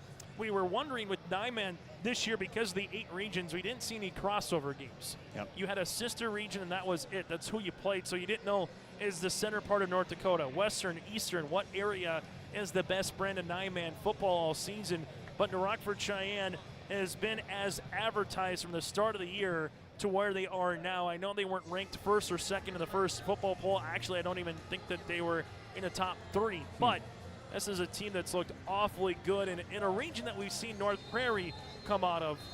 North Porter has played some of those teams in prior years when it was just 4 regions, and the Rockets obviously are awfully good. Oh yeah, there's no doubt about that. And it's unfortunate that you don't get to see a lot of cross-pollination between the regions until the quarterfinals. And so then you don't really get these matchups till now. I formation, play action. Simon rolling in the pocket, far side, looking to run now. A pop pass. This one, one-handed catch. Oh, he got it right in front of you, Nathan Hoots. How about Bennett Meyer with the one-handed catch? That was absolutely fantastic. I think we may want to check his gloves for a foreign substance. A stickum? Wow, that was incredible. So Meyer does it for New Rockford-Cheyenne with Simon. Simon with the 9-yard pass to Meyer. Then Simon on the far side finds Meyer for the score. I tell you what, if any of these 11-man AA players over here are like 9-man football, that's not even real football. All you're doing is running in space.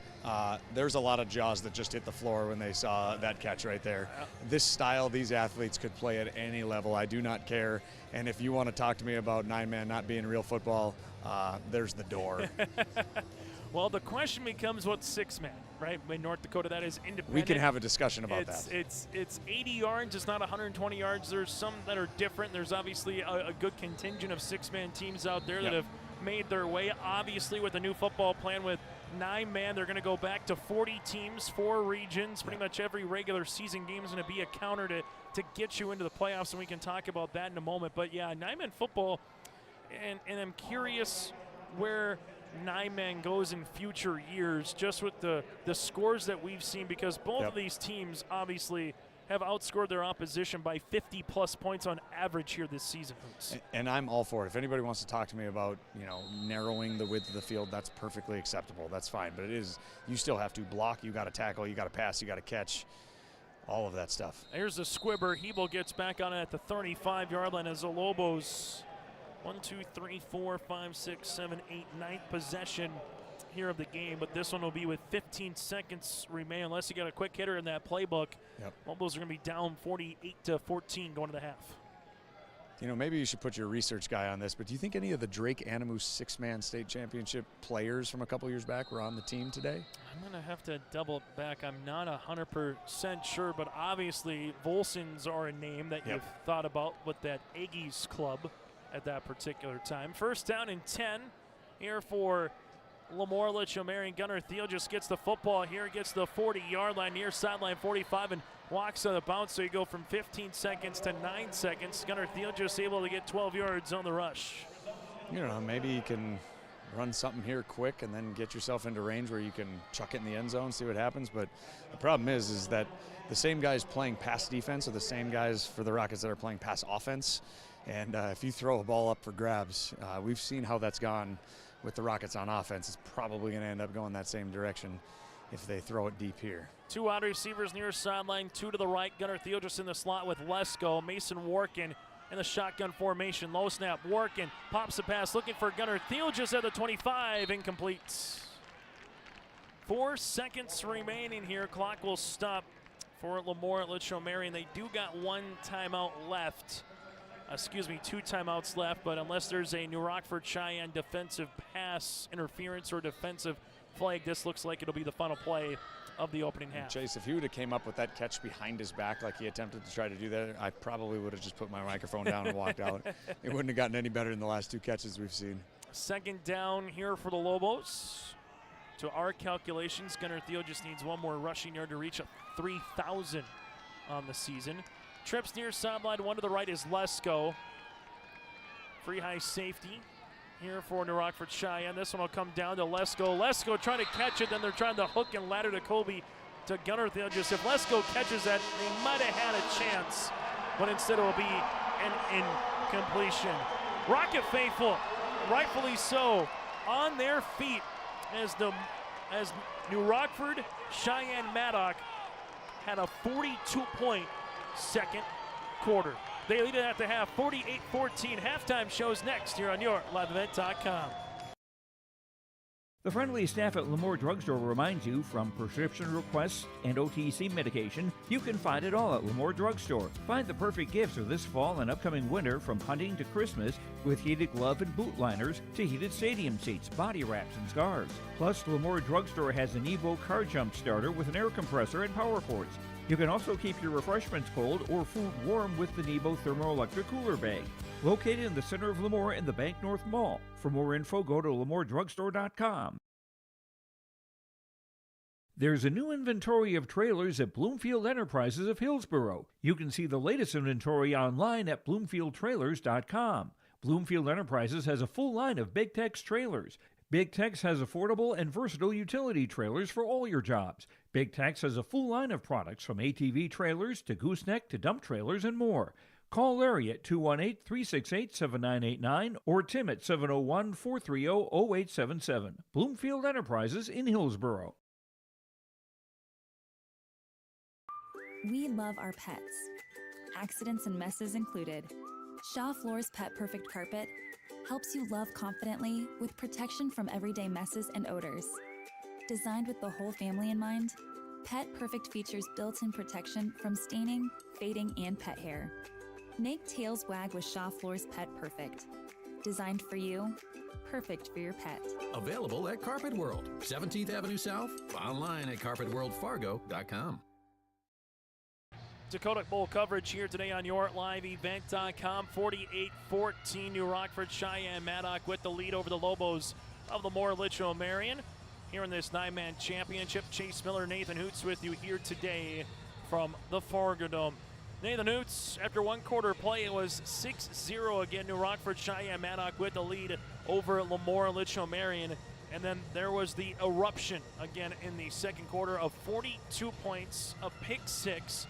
At 1.3 consecutive possessions of turnovers by the Lobos, of an interception, fumble, and an interception.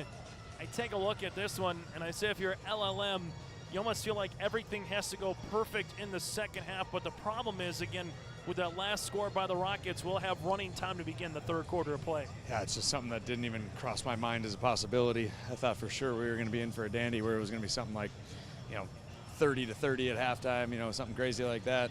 Defensively, there you could just tell the play calling in the first quarter. Everybody was kind of feeling each other out. Okay, we saw you on film, but we haven't seen you in person. And then after that, I think New Rockford-Sheyenne-Maddock realized in a hurry, hey, we have a different brand of athlete here, and we are going to exploit that over and over and over again.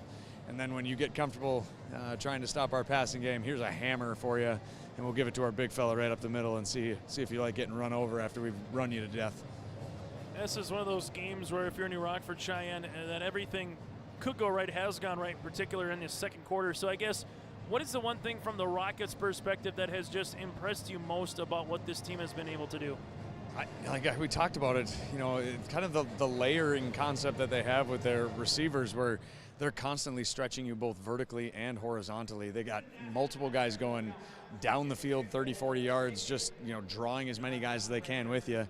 And then they're crossing the seams with either a tight end underneath or a slot receiver coming around. They do such a great job of stretching you in all different directions. Then going forward in the second half, if you're LLM, I guess, when you're chasing the game, yes, you need to get quick 3-and-outs. Yes, you need to get turnovers. But offensively, New Rockford-Cheyenne has done a really good job against the rushing attack of LLM here today. The best time we've seen the Lobos really run the football hoots is kind of in that wildcat or that pistol formation when Gunnar Theologis lines up. You put the big back of Lesko and Colby Theologis in the backfield.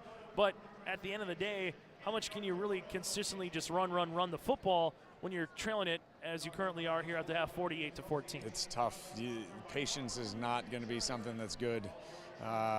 It's not a possibility now for the Lobos. They have to be aggressive. They got to look for those swing passes and those outs to Theologis that they hit on early. But if they're going to go wildcat, they got to be willing to. Every couple of plays, they're going to have to try to throw some type of a pop pass that gets them something going down the field. But I don't like the opportunities that they've gotten through the passing game either. It's like I mentioned right before the half. The same guys that are defending the pass on defense are the ones catching the passes on offense, and we've seen how that's gone. It is highly favorable toward the Rockets. Again, is Nathan Hoots. I'm Chase Miller. We'll take a quick break. When we come back after this, take a look at the first half numbers. Also, what happened in the Division 8 championship match between Velvet Drake Animus and New Rockford-Sheyenne-Maddock. Between Velvet Drake Animus and the Kinder Vikings. At the half, Rockets up 48-14 over the Lobos here in the 9-man championship. Growers, prepare your fields and yields against the wet conditions for 2025 and beyond with a drain tile project from Chad's Excavating out of Mayville. Drain tiling will improve and increase your yields and land values for years to come. Chad's Excavating provides free, detailed estimates, and with over 40 years of combined success, they provide professional installation and service. Call Chad today to prepare for your future and any questions that you might have. That's Chad's Excavating out of Mayville, helping farmers grow.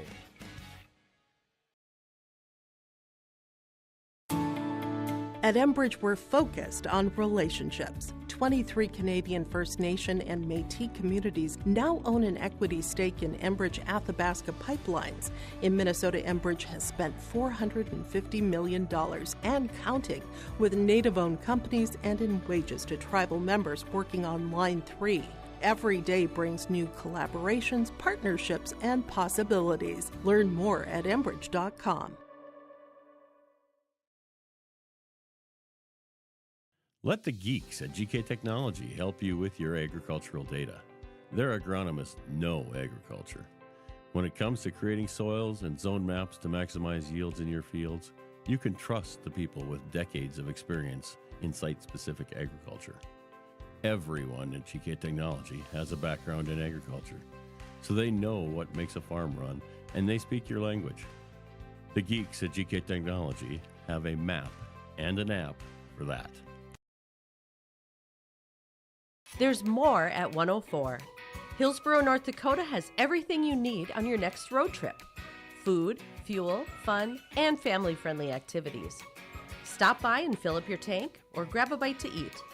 Have a blast at Goose River Golf Club, the swimming pool, or one of our beautiful parks. There's even ice skating and cross-country skiing. Take in the sights or stay the night so you don't miss a thing. Experience Hillsboro and see why there's more at 104.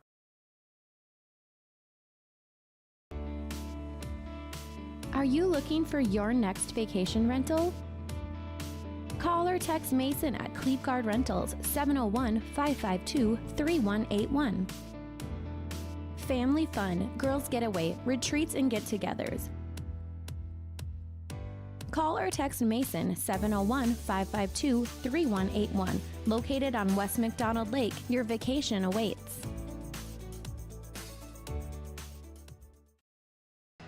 That is halftime of the Dakota Bowl here today. New Rockford-Sheyenne-Maddock 48. LaMoure-Litchville, Marion, the Lobos here 14 on yourliveevent.com. Earlier today in the Division A Championship, Velvet Drake Animus Garrison forced 4 turnovers from the Kinder Vikings in their 14-12 win in the Division A title. Ben Shep in that championship goes 8 of 12 for 154 yards, 2 touchdowns, no interceptions. He also got a couple of INTs as well.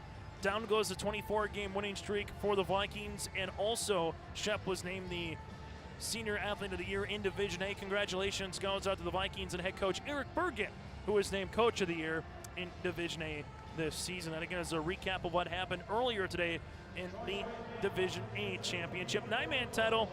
The Rockets so far for the quarterback of Easton Simon with 4 passing touchdowns. He has 52 on the season, 234 yards through the air. Meyer 5 catches for 90 yards and a score. Benz with 4 catches for 136 yards. The Rockets currently with 67 yards on the ground on 12 attempts. Well, for Gunnar Thiel, just 13 carries, 43 yards in the game. Does have a kickoff return for a touchdown for LaMoure-Litchville Marion of 70 yards and a receiving touchdown of 33 yards. Gunnar Thiel just 4 catches for 73 yards and a touchdown. Carlgard 2 catches for 41 yards. Mason Workin through the air 5 of 13 for 96 yards, a touchdown and 2 interceptions. And Gunnar Thiel just 1 of 1 through the air for 18 yards passing here today for the Lobos. The Lobos been minimized though in this game so far, 51 yards on the ground. And you add what they've had so far today through the air, currently for LLM, 165 yards of offense for the Lobos. We'll take a quick break and we come back next. Get to Nathan Hoots' little halftime adjustments around the corner here on your liveevent.com. Lakes Community Co-op delivers more than just propane into a tank. They deliver a commitment to customer safety with professional, knowledgeable service. Lakes Community Co-op propane customers can relax because having a monitored tank allows Lakes Community Co-op to know tank levels and therefore make timely deliveries. This takes away all your worries. Call 1-888-935-2281 for propane from Lakes Community Co-op. For more information, visit lakescommunitycoop.com. The friendly staff at LaMoure Drugstore reminds you, from prescription requests and OTC medication, you can find it all at LaMoure Drugstore. Find the perfect gifts for this fall and upcoming winter, from hunting to Christmas, with heated glove and boot liners to heated stadium seats, body wraps, and scarves. Plus, LaMoure Drugstore has an Evo car jump starter with an air compressor and power ports. You can also keep your refreshments cold or food warm with the Nebo thermoelectric cooler bag. Located in the center of LaMoure in the Bank North Mall. For more info, go to LaMoureDrugstore.com. At Polar Communications, innovation is in our DNA. We're pioneers, always looking ahead to what's next to ensure our communities thrive. We were the first in the state to offer gig services, and we didn't stop there. We continue to lead the way in delivering high-quality, reliable technology to your doorstep. A better experience starts here.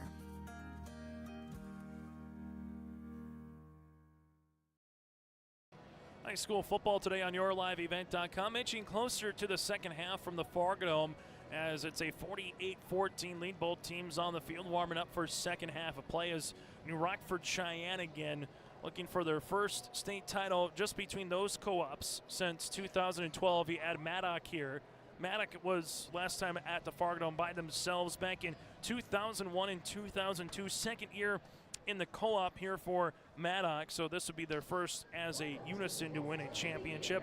Maddock Bobcats were by themselves until 2008. Then they co-op with Benson County from 2009 to 2022. Nathan Hoots, what's the message? Obviously for Coach Elliott Belquist's club, it's pretty simple, right? Keep doing what you're doing. That's got us here the whole season.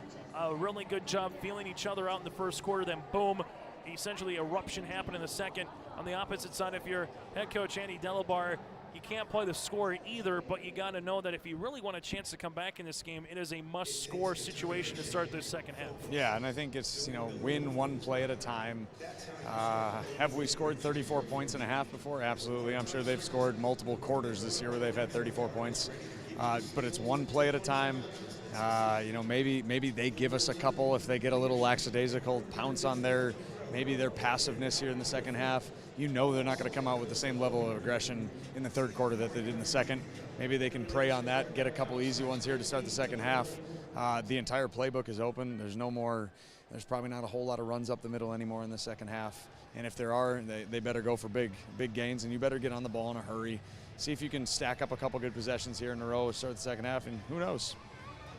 So far, numbers-wise, again, for the Rockets, as they have amassed nearly 300 yards. They have 301 yards in this football game. Leading the way defensively for both teams today, Kobe Thielgis with 7.5 tackles for the Lobos, 3.5 by Henry Lettenmeyer on the opposite side. For the Rockford-Sheyenne-Maddock, 4.5 by Collier, 3.5 by Bennett Meyer today. A couple interceptions, one by Neppel and one by Benz of 37 yards for Neppel, and then Benz, a 35-yard will be the official pick six here for New Rockford-Sheyenne-Maddock. That's a look at some of the numbers and also what is to come in this second half of play. We'll take a quick break. A game that started way back at the noon hour, just over an hour and a half ago. But again, with the score at 48-14, unless the Lobos get this one under 30, it'll be running time to start this second half of play. Chase Miller, Nathan Hoots will continue after this from the Fargo Dome for second half action in the North Dakota 9-Man Football Championship. Every Wednesday night at 7, watch the YourLiveEvent.com Coaches Show presented by the Hillsborough Economic Development Corporation. Stay up to date with the latest goings-on in the region, as we'll hear from area coaches in North Dakota and Minnesota. Plus, we'll highlight area high school seniors and their achievements in the classroom and on the court with our Senior Spotlight. That's the YourLiveEvent.com Coaches Show presented by the Hillsborough Economic Development Corporation, Wednesday nights at 7 on YourLiveEvent.com. If you're ready for a great meal, head over to West Main Pizza in Ada and Dilworth. They have a variety of pizzas like Supreme, Barbecue Chicken, The Reuben, Grandma G's Sloppy Joe, BLT, Hawaiian, Vegetarian, and more. West Main Pizza also serves nachos and tacos, great pasta dishes, panini sandwiches, subs, and salads. West Main Pizza at 320 East Main Street in Ada and 111 15th Street Northeast in Dilworth. Check them out online at westmainpizza.net. RDK Enterprises, your local precision planting dealer in Hillsborough, is now Agassiz Precision Ag. RDK is now Agassiz Precision Ag. RDK is now Agassiz Precision Ag. RDK is now Agassiz Precision Ag. RDK is now Agassiz Precision Ag. RDK is now Agassiz Precision Ag. You heard that right. RDK Enterprises, your local precision planting dealer in Hillsborough, is now Agassiz Precision Ag. Same location, employees, and customer service you deserve. Visit us at planterdoc.com. Farming today doesn't always feel the same way it used to. Then again, some of it feels all the same. Maybe it isn't so much the jobs that changed, but how they get done. Now that's a different story. Everything got bigger and smaller at the same time. Insurance, accounting, and taxes can get complicated, so you need someone who's looking to keep every dollar possible in your pocket. Ag Country.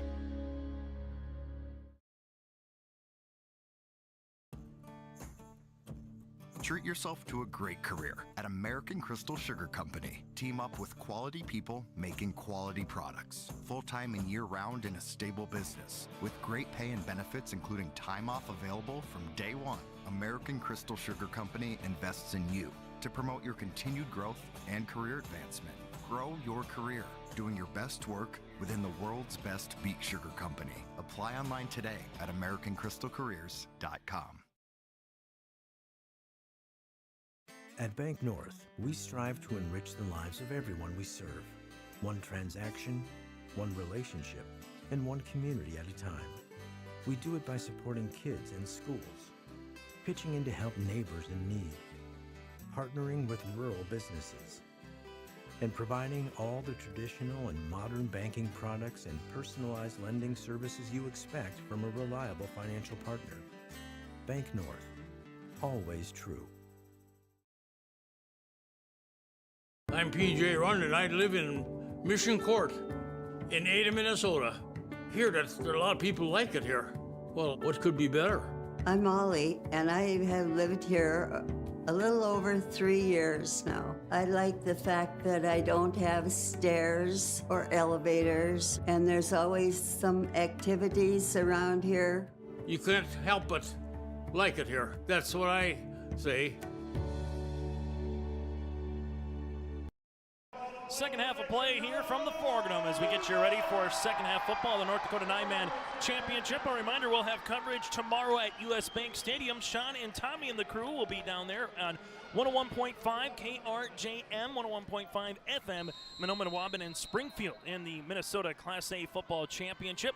Congratulations, semifinals. Congratulations, as this is a free ball, goes to the 41-yard line and picked up there by Lettenmeyer. Congratulations goes out to Fertile Beltrami as the Falcons make their way in Minnesota called 9-player football, not 9-man, 9-player football, as the Falcons will be playing in the championship there next weekend. All right, well, a sigh of relief that they were able to recover that ball. That was close. That would have been a little devastating. You try to get you guys all jacked up here to start the second half, and then you don't recover the onside, well, not onside, the dribbler. Lobos, then we'll come out here under center. We'll go Mason Workin, dot in the I, Gunnar Theogis. Rockets have been awfully stingy here defensively against this ground game. Gunnar Theogis gets the ball, and Theogis going to be wrapped up for a tackle for a loss. It's a loss of 2, and coming in is Carter Engelbrechtson defensively to wrap him up. Yeah, I think maybe they made talk about it at halftime, just said, hey, if we're going to go down, we're going to do what we do. And what we do is run the football with Theogis between the tackles, and maybe we can bust one here or there. It'd be, you'd think maybe go play action here and try to get something, but Theogis lined up, look for him to run some type of an out or a corner pattern that he's been able to create separation with. One wide receiver either side, shotgun formation, as the Lobos will come out here with Mason Workin in the gun. Workin, play action. He's getting pressured, lost the ball. It's a live ball, it's free, and eventually the Lobos will pounce on it with Tucker Jones. That was real good pressure interiorly. They just continuously get pressure on the quarterback. That's Engelbrechtson. He pushes the pocket on every single passing play, and you can tell as soon as the ball is snapped, Workin is like, where is he at? He's coming at me hard. I got to get out of here. And if you have interior, I'd rather have, as a defensive coach, I'd rather have a defensive interior pass rush than a couple edge guys, just because quarterbacks do not like pressure in their face immediately. And that's what they're doing every play right now. It's a loss of 12 on the play. Third down and a country mile upcoming. 10:35 remaining in the third quarter. Lobos going backwards here to start the second half. One wide receiver either side, 4 down linemen. Rockets bring forward. Mason Workin steps up, fires a deep ball down the field. This one's to be caught by the Lobos. It's one play, and it's one score. Gunnar Theogis pulls a Houdiniac for 73 yards. Just after I get done saying he's not making good throws, that was a tremendous play. One-on-one, good throw, give your stud a chance, and he made a big-time play right there. 73 yards on the pitch and catch, 146 yards now receiving for Theogis. And more importantly for the Lobos, the clock goes back to normal rules. So the if you want to call it mercy rule time, didn't have big impact to at least start the second half. But however, the Lobos will come up for the 2-point conversion. Each one of these, if you're trying to claw back into a game, they really can add up. You got to be able to get these 2s just as important as getting those 6s. And that's what New Rockford-Cheyenne has done well today, getting those 2-point conversion. Work and play action into the end zone. This will be incomplete. Looking for Carl Guard, but the Lobos start off with a bang with a receiving touchdown to Gunnar Theogis that goes 73 yards. We're back after this with kickoff here from the Pregame. The friendly staff at LaMoure Drugstore reminds you, from prescription requests and OTC medication, you can find it all at LaMoure Drugstore. Find the perfect gifts for this fall and upcoming winter, from hunting to Christmas, with heated glove and boot liners to heated stadium seats, body wraps, and scarves. Plus, LaMoure Drugstore has an Evo car jump starter with an air compressor and power ports. You can also keep your refreshments cold or food warm with the Nebo thermoelectric cooler bag. Located in the center of LaMoure in the Bank North Mall. For more info, go to LaMourDrugstore.com. Well, this turf is going to get a workout this weekend, Nathan Hoots. Chase Miller, Nathan Hoots with you here, as you also have later this weekend 2 more football championship games on tap, and then you'll have the NDSU contest with Missouri State coming up tomorrow afternoon. So if you're a fan of football, Fargodome is the place to be for you. Yeah, just hide out in the bathroom tonight after the game, wait until tomorrow morning, get in here and watch some good football. Have you ever tried that before? No. From a concert or from a venue, to try to be there the next day because you knew something else was going to be, around, or something else was going to be there? Believe it or not, between my now gig here with Your Live Event and being the AD and coaching basketball and teaching, being a dad and a husband, I don't get to a lot of concerts.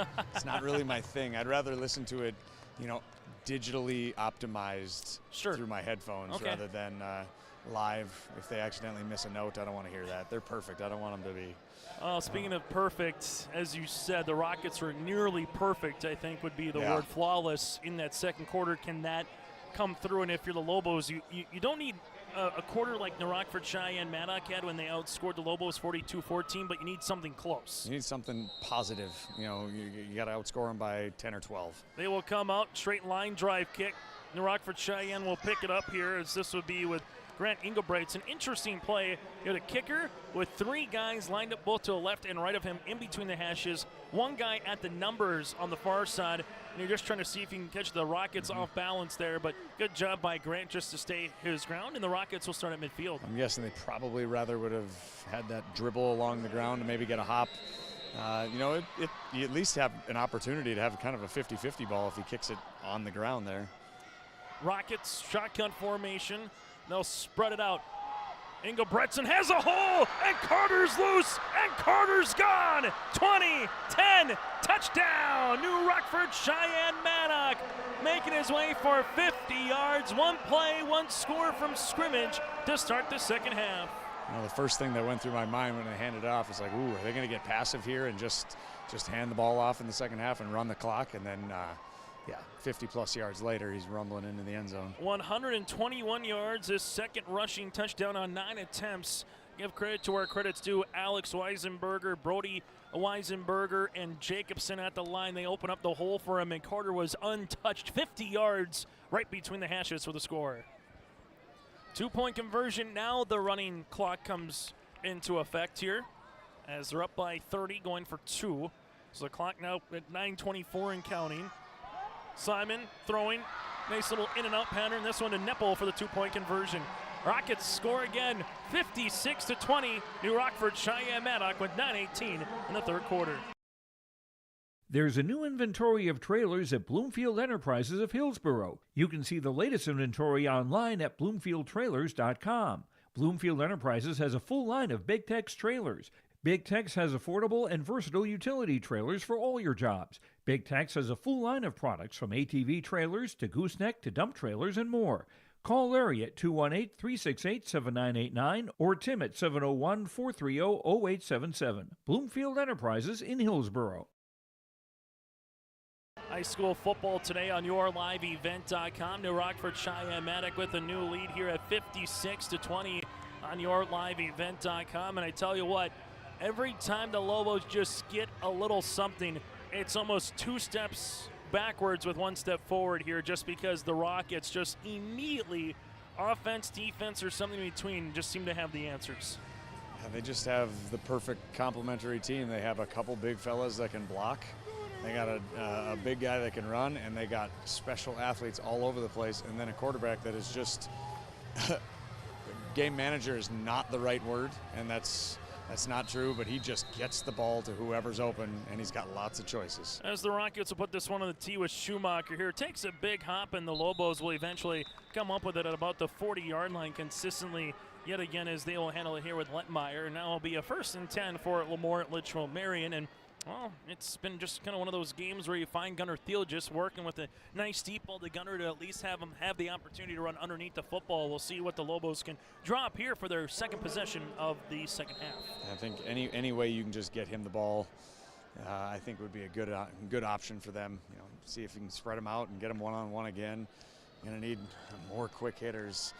That's the hardest part, is that every time, you know, maybe if you end up having to punt, you turn it over on downs, you just keep giving it back to this offense. 1st down and 10 upcoming here for the Lobos as Mason Workin will be in the shotgun formation. Lobos, low snap, Workin, and eventually will have to roll his way to about the 32-yard line. In NFL football, you could still play that, but once that low snap came, the knee elbow right to the turf, it's going to be a loss of 7. Yeah, he starts his back pedal as the ball is coming to him, and I don't know if his cleat got caught in the ground a little bit there, or the snap didn't quite get all the way to him with him backpedaling already. Either way, the timing wasn't great. As you'll see, a 2nd down and long upcoming here now for the Lobos. Twinston near sideline 1 to the right. Shotgun formation again here for LaMoure-Litchville Marion. Game clock at 8:40 left in quarter number 3. Workin, they send 4 guys out in the formation. Looking for Lesko. Incomplete. Benz is there at the 40-yard line. Thank you. Lesko. We'll see this one be an incomplete pass. As Nathan Hoots, did you get your hand on the football there as Lesko might have got the wind knocked out of him? I tried, and then he told me he got it, so I got out of the way. As you will see, the Lobos here, 3rd down and along 16-17. This is where we've seen Gunnar Thiel just kind of go in the slot at times and run either a deep crosser or go up the seam. We'll see if that continues here for LaMoure-Litchville Marion, as the Lobos will have to quickly get to the huddle. Play clocks to 10 seconds. As they will hustle to the line here with 5, with 3. Mason Workin able to get this one off with 2. Workin gets hit as he throws. It's a live ball, but it'll be incomplete. He got hit immediately, and the trajectory went right up to the ceiling of the Fargo Dome. Unfortunately there, it didn't get picked off, and now it's 4th down. Wow, they just, unbelievable. They're getting that much pressure with 3, maybe 4 guys coming. They're not sending a ton of guys, but they're able to get to the quarterback. Yeah, right there, they had 3 guys coming to the quarterback. 2 of them got there being blocked by 4 or 5. That's not great if you're LaMoure. As you'll see, a 4th down upcoming here for the Lobos at the 33-yard line. 1 wide receiver split out to the right and 1 wide receiver split out to the near sideline here, as they'll be in the punting formation. Lobos will punt this one off end over end as it gets to about the 43-yard line and roll out of bounds at the 41. So there's a punt for LaMoure-Litchville Marion, and now all of a sudden the mercy rule is well in play as they will stop the possessions 56-20 with 7:03 left in the 3rd quarter. High school football today here on YourLiveEvent.com. Make sure you stay tuned with us on our post-game show as we will get to our Enbridge Energy Player of the Contest. Also from there, we will get you ready for EDC volleyball tomorrow at West Fargo-Sheyenne High School as we have a media timeout on the field. We'll break with them here midway through the 3rd quarter. We love our pets, accidents and messes included. Shaw Floor's Pet Perfect Carpet helps you love confidently with protection from everyday messes and odors. Designed with the whole family in mind, Pet Perfect features built-in protection from staining, fading, and pet hair. Make tails wag with Shaw Floor's Pet Perfect. Designed for you, perfect for your pet. Available at Carpet World, 17th Avenue South, online at carpetworldfargo.com. Growers, prepare your fields and yields against the wet conditions for 2025 and beyond with a drain tile project from Chad's Excavating out of Mayville. Drain tiling will improve and increase your yields and land values for years to come. Chad's Excavating provides free, detailed estimates, and with over 40 years of combined success, they provide professional installation and service. Call Chad today to prepare for your future and any questions that you might have. That's Chad's Excavating out of Mayville, helping farmers grow. 3rd quarter play, New Rockford-Sheyenne-Maddock clad in their white tops, the black pants with the white and light blue trim down the side, the Rocket logo on the other side of the black helmet here today. Will handle the Rock trips formation as they will go to the left-handed side. Shotgun, little play action for the double move to the outside. Got a man on the far side. This one is bobbled and incomplete. Rockets had a chance with Paxton Nepple has hit his left and the right hand and a juggling opportunity, and the ball will be incomplete. But again, with the running clock here, the clock continues to wind, and you can still take 40 seconds in between an incomplete pass. Yeah, I think that might be the first pass today that he wishes he had back. Underthrew him kind of back into the middle of the field. If he would have underthrown him to the outside, it would have probably been more like a pass interference likelihood, but he hasn't underthrown anybody yet. New Rockford-Cheyenne with Carter Engelbrechtson, and he does it again. They wash the line, and look at Carter go.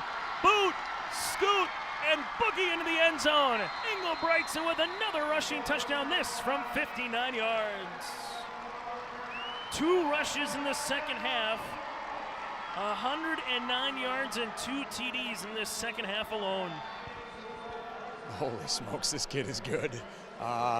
He had, first of all, a giant seam, so you got to give credit where credit is due. That offensive line is manhandling the Lobos right now, but he finds a gap, and it is good night.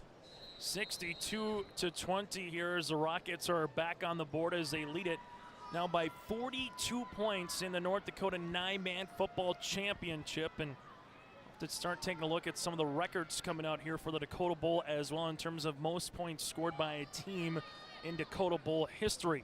5.5 minutes left in the third quarter. Simon will handle it. This one pitch fire throw and incomplete as the wide receiver trips down in the end zone. 5:23 remaining in the third. We'll take a break for this. At Enbridge, we're focused on relationships. 23 Canadian First Nation and Métis communities now own an equity stake in Enbridge Athabasca Pipelines. In Minnesota, Enbridge has spent $450 million and counting with Native-owned companies and in wages to tribal members working on Line 3. Every day brings new collaborations, partnerships, and possibilities. Learn more at Enbridge.com. Let the geeks at GK Technology help you with your agricultural data. Their agronomists know agriculture. When it comes to creating soils and zone maps to maximize yields in your fields, you can trust the people with decades of experience in site-specific agriculture. Everyone at GK Technology has a background in agriculture, so they know what makes a farm run, and they speak your language. The geeks at GK Technology have a map and an app for that. With that touchdown by Carter Engelbrechtson, we do have a new record in Dakota Bowl history with 62 points. The previous record was 60 by LaMoure-Litchville with 217. With 60 points in 2017. As the Lobos will retrieve the football here by Hebel, and Hebel will make his way to the Rockets' 40-yard line. Most points ever scored in a Dakota Bowl was 92 between Napoleon Gecko-Streeter and North Star back in 2011. I think it's pretty safe to say that one's going down as well. The way this one has been today, I think you might be pretty accurate with that one, Nathan Hoots, as the way this offense has been able to play. Most rushing yards by Cavalier in 2013 with 519. But right now, in this third quarter play, Lobos will come out with the football. As they will have Mason Workin shotgun, flip it out to Theelgis. Theelgis catches it in the flat, makes a man miss, gets the numbers 35, makes another man miss to 30, and Theelgis will get to the 31-yard line for a gain of 9. Chase, unofficially, how many yards does Mr. Theelgis need to get to 3,000? I feel like I don't want to let him get short of that here. Yeah, he needed 1 yard to start the second half, but he needs 3 because he had a 1 yard. He had 1 rush for -3, so he needs 3 yards unofficially to get over 3,000. And coming into the game with the way the Lobos were going, not to take anything away from the Rockets defense, you thought, okay, he can probably get 40, 60 yards right around there. Well, it's been tough sledding. Yeah, it really has. Every time they're just getting pressure on every play. Shotgun, Workin. Pump fake, Workin looking down the field to Carlgard in the end zone, incompletes. And hit Carlgard in the hands. You faked the little play to Theelgis almost on the screen on that double move to Carlgard, and that'll make it a 3rd down and short upcoming, but you take your shot on 3rd and short. Yeah, and I also think when you're in these types of games, you got to protect your quarterback as well. You want to keep taking shots because if you take a shot, you got a chance to score more likely than you do when you handed it off. But Workin is taking a beating back there right now. Every single pass, like he pump faked, guy went flying by him, and then as he was releasing that one, he got drilled again. He's taking a lot of shots today. You'll see a third down upcoming here for the Lobos. I formation. Theo just dots the I. He will get the football here, and the Rockets are saying not today. Coming in is Collier on the tackle and makes it 4th and 1. And every time that Theo just is in the backfield, it's pretty much almost a sellout for the Rockets, saying anybody but you. We are bringing the pressure, and then we're going to try to see if someone other than Gunner can beat him. Going quick here, didn't really huddle.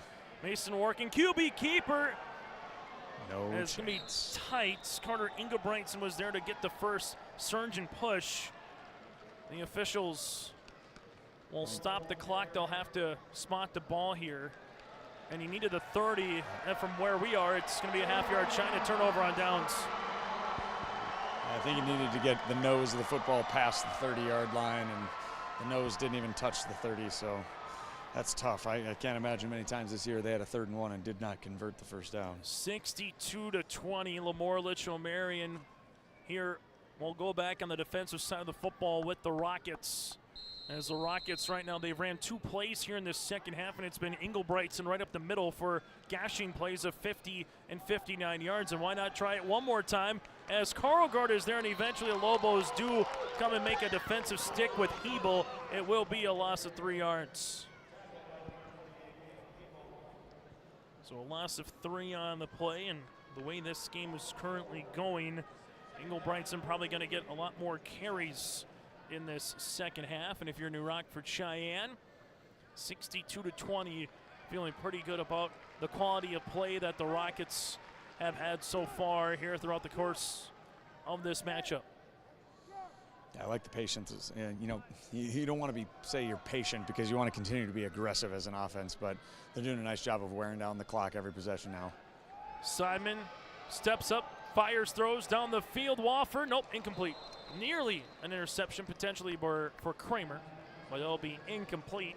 And the clock will continue to wind here with a 42-point margin. 3rd down on the way as Easton Simon is 0 for 2 passing in the second half, but he does have over 230 yards through the air. Engelbrigtsen, 11 carries for 3 yards and $177. Again, New Rockford-Sheyenne-Maddock with a new Dakota Bowl record with 62 points and currently counting here in this game. Yeah, maybe they'll just be like, yeah, we got the record now, we're good, and we'll keep it at 62. But then you're throwing it deep on 2nd down, and they're probably looking to take another shot here on 3rd. West Fargo, Horace, Grand Forks, Red River fans filing in for the next game. Simon going down the seam again for Benz, and this one is batted perfectly, timed by Gunnar Theelgis. If Theelgis doesn't bat that football, Benz has another touchdown instead. It'll be 4th down upcoming. You could see the quarterback finally got both feet into that one. He stepped into it. He had a clean pocket. He was able to really let that one rip, and that was a real good throw. But even better than that throw was that deflection there by Gunnar. Ball will be spotted at the 27-yard line as the Rockets will have to come on and punt this football away. So Lobos defense able to make a stand. And now we'll see where the Rockets punt this one with Gunnar Theelgis back at his own 45-yard line. They go after the kick. This will be bounced at the 50 and roll its way. I think the Rockets sideline wanting a running into the kicker. Nothing is granted. It's about a 23-yard punt. Ball be at midfield, and that's where the Lobos will take over with 61 seconds left in quarter number 3. I don't know what else to say about New Rockford-Cheyenne-Maddock's performance here today, Hoots. It's as a coach, you go when you have a game plan against a team. You start watching film, as we alluded to. There wasn't a lot of crossover bracket coverage to see how you did well against Team A or Team B that you played this season with how 9-man football was in the regular season. But this Rockets team, to see how many times we've seen the Lobos this year coming into this and playing a quality opponent like LaMoure-Litchville and having this type of performance is very impressive. Yeah, they could not be happier with how their guys have responded to playing a team that is probably visually intimidating on film with how physical they are in LaMoure. Mason Workin with the football. Workin looking for Theelgis. Now steps up down the middle. This one will be to Kobe Theelgis, incomplete on the deep crossing pattern at the 25. And you could tell the coaching staff here for the Rockets were saying, hey, watch for Gunnar Theelgis going into the boundary. They took that away, but as they did, it opened up a big gashing hole in the defense. And unfortunate for Kobe, as the football was coming to him, he had to kind of slide their Hoots on the turf to make the catch, but just unable to haul it in. Yeah, and for the first time in a while, they protected the quarterback, gave him a nice little pocket. He stepped up into it, and he's got a really good arm when he's allowed to throw the ball, and he doesn't have a guy bearing down on him. Shotgun formation for Workin yet again. Ball at midfield. Workin, clean pocket again, looking for Gunnar Thielges at the 25, and Gunnar Thielges hauls it in. So Gunnar Thielges will be spotted at the 27-yard line for a gain of 23. He had two guys draping over him there. That was absolutely perfect coverage by the corner and the safety over the top. And that was an absolutely perfect throw, combined with a guy that didn't know where the ball was until it was about 10 feet from him. He made a great play. 172 yards receiving for Gunnar Thielges, 2 touchdowns on 7 receptions here for the Lobos. Lobos will handle the football when we come back for a fresh 12 minutes on our scoreboard here from the Fargo Dome. There's more at 104. Hillsborough, North Dakota has everything you need on your next road trip. Food, fuel, fun, and family-friendly activities. Stop by and fill up your tank or grab a bite to eat. Have a blast at Goose River Golf Club, the swimming pool, or one of our beautiful parks. There's even ice skating and cross-country skiing. Take in the sights or stay the night so you don't miss a thing. Experience Hillsborough and see why there's more at 104.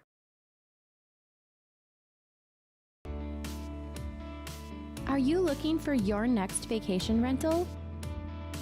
Call or text Mason at Cleave Guard Rentals 701-552-3181.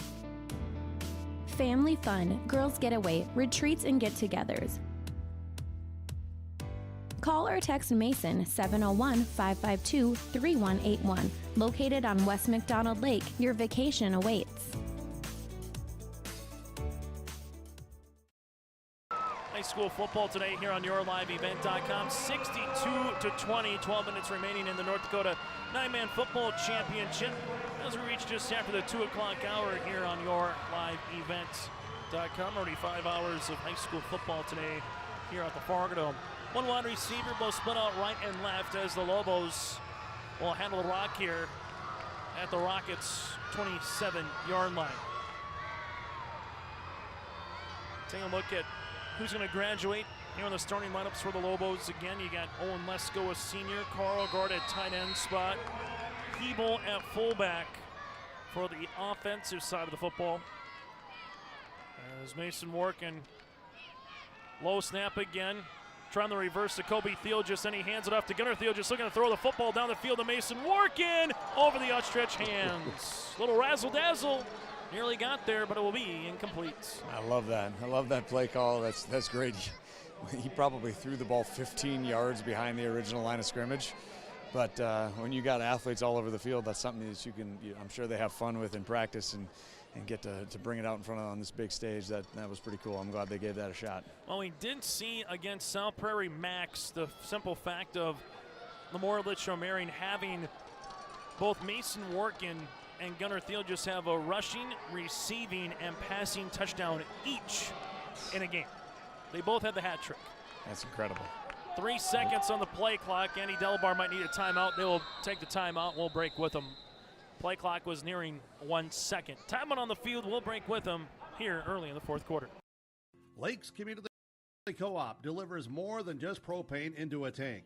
They deliver a commitment to customer safety with professional, knowledgeable service. Lakes Community Co-op propane customers can relax because having a monitored tank allows Lakes Community Co-op to know tank levels and therefore make timely deliveries. This takes away all your worries. Call 1-888-935-2281 for propane from Lakes Community Co-op. For more information, visit lakescommunitycoop.com. 62-20, New Rockford-Sheyenne-Maddock with the lead here over LaMoure-Litchville Marion in the North Dakota 9-man football championship game from the Fargo. A little razzle-dazzle, so what do you call after the timeout here, Hoots? You go to another trick play, something to Gunnar Thielges. I mean, right now when you're trailing it by 42 points, you can have the whole playbook to your disposal, obviously, here, and trying to see if some things work against a team that probably has the quickest speed in 9-man in the state. If you had a couple of these guys on a 4x1 or a 4x4, good luck, I think, against this Rockets team. I'd be interested. Definitely going to have to pay attention to that come springtime. And, maybe they're baseball players, I don't know. But sometimes as a coach, you got to start thinking players, not plays, and the player that needs to be touching the ball is number 4. And you got to, whatever you got to do to drop. I mean, right now he's got a freshman on him. That's probably the matchup I'd look to exploit, but you got a guy right behind him just waiting. Maybe run something away from that safety, trying to go against this freshman here. Lobos will handle trips formation here. Shotgun again for LaMoure-Litchville. Marion Mason Workin gets hit as he throws. This is going to be complete though to Carlgard, and Carlgard will come up with the reception for a gain of 17. Carlgard, third reception for 58 yards, 1st and 10 for LaMoure-Litchville Marion. They did a nice job. They ran Gunnar Thiel just across the formation, kind of as a decoy to open up that underneath little in route for another receiver, and that's a good job. You got to use your guy. He's either touching the ball or he's a decoy, and he's got to understand that even when he's a decoy, it's really important to be a threat or make it look like you're a threat to touch the ball. 218 yards passing now for Workin. 1st and goal opportunity at the 10 for the Lobos. 10:20 remaining in quarter number 4. Workin steps up and he's sacked. Coming in for the sack for the Rockets defense is Brody Weisenberger, the senior defensive tackle. I haven't got an opportunity to say his name much because the game has been pretty fast flowing and a lot of other guys have been making big time plays, but he's been pushing the pocket all game long and causing that problem that both him and Ingebretson have done just a great job of providing that interior pass rush to just make everyone feel uncomfortable wearing the color black. 2nd down here for the Lobos. 2 wide receivers split out left, 2 wide receivers split out right. Shotgun formation with Hebel line up on the right-handed side. Rockets have brought 4 throughout the majority of the game. This time they'll bring 3. Workin fires, and it's a one-hopper to Carlgard at the 8-yard line on the near hash. That'll be incomplete, and the clock will roll here with 9:30 left in the 4th quarter. Once again, just kind of like a broken record, just interior pass rush from the Rockets, just continuously putting pressure on the quarterback, and he's so used all year long. He's been able to go, okay, first guy's not there, move to my second read. Second read may not be there, then I can either take off or maybe I got my little outlet to the best player on the field in Gunnar Thielges. And in this game, it's if the first read's not there, he's likely getting hit. As you'll see, a 3rd down upcoming for the Lobos. Workin. We'll see the contingent. This one was disrupted immediately off the snap. They throw looking for the hook and ladder play as this will be incomplete. You have the center snap it. The lineman all pause for a second. Workin did get the ball off to Gunnar Thiel, just looking for the hook and ladder to Carlgard, but that one was disrupted immediately from the snap. Yeah, if that could have been just reeled in for a half a second by Thiel just there, they definitely had that in the bag. They've run that so nicely a couple times this year already for great success. They had it set up earlier in the first half. It just hasn't come to fruition yet tonight. As you'll see, a 4th down here in 15. 1 wide receiver split out either side. The Lobos see if the Rockets bring some pressure here. They will. They'll bring 5. This is going to be a throw right up the middle. That's going to be cut for the end zone. Touchdown to Carlgard. Working to Carlgard for the score, and the Lobos are on the board here in the 4th quarter. That'd be my guess going into the game is why New Rockford decided maybe we're not going to bring a ton of pressure. That was 6 or 7 that came that play, and just hit the hot route guy right up the middle of the seam and resulted in a touchdown. Carlgard with his 4th catch of the contest. As they will come on for the 2-point conversion. 75 yards receiving and a touchdown here for Carlgard. Lobos will have Gunnar Thielges here. Thielges fakes the end around to Kramer, now looking to throw the football in the end zone. This will be incomplete. 7:30 remaining here in the 4th quarter. New score from the Fargum in the North Dakota 9-Man Football Championship. 62-26, New Rockford-Sheyenne-Maddock out in front. The friendly staff at LaMoure Drugstore reminds you, from prescription requests and OTC medication, you can find it all at LaMoure Drugstore. Find the perfect gifts for this fall and upcoming winter, from hunting to Christmas, with heated glove and boot liners to heated stadium seats, body wraps, and scarves. Plus, LaMoure Drugstore has an Evo car jump starter with an air compressor and power ports. You can also keep your refreshments cold or food warm with the Nebo thermoelectric cooler bag. Located in the center of LaMoure in the Bank North Mall. For more info, go to LaMoureDrugstore.com. At Polar Communications, innovation is in our DNA. We're pioneers, always looking ahead to what's next to ensure our communities thrive. We were the first in the state to offer gig services, and we didn't stop there. We continue to lead the way in delivering high-quality, reliable technology to your doorstep. A better experience starts here.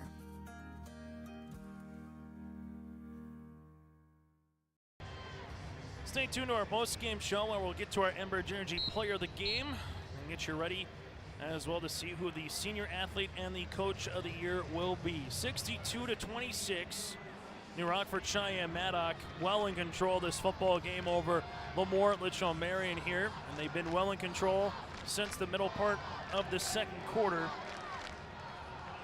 New Rockford-Cheyenne has led wire to wire, got up 16-0 with 7:52 remaining in the second.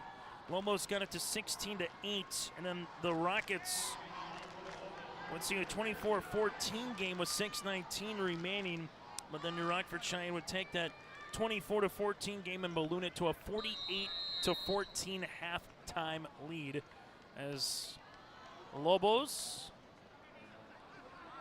will come on and put this on the tee as they will have to redo the kick as they deked out everyone as they went across the line at the 40. You had 3 of them across the line, and then eventually one went to fake it, the other one came up and whiffed it, so we'll do it again.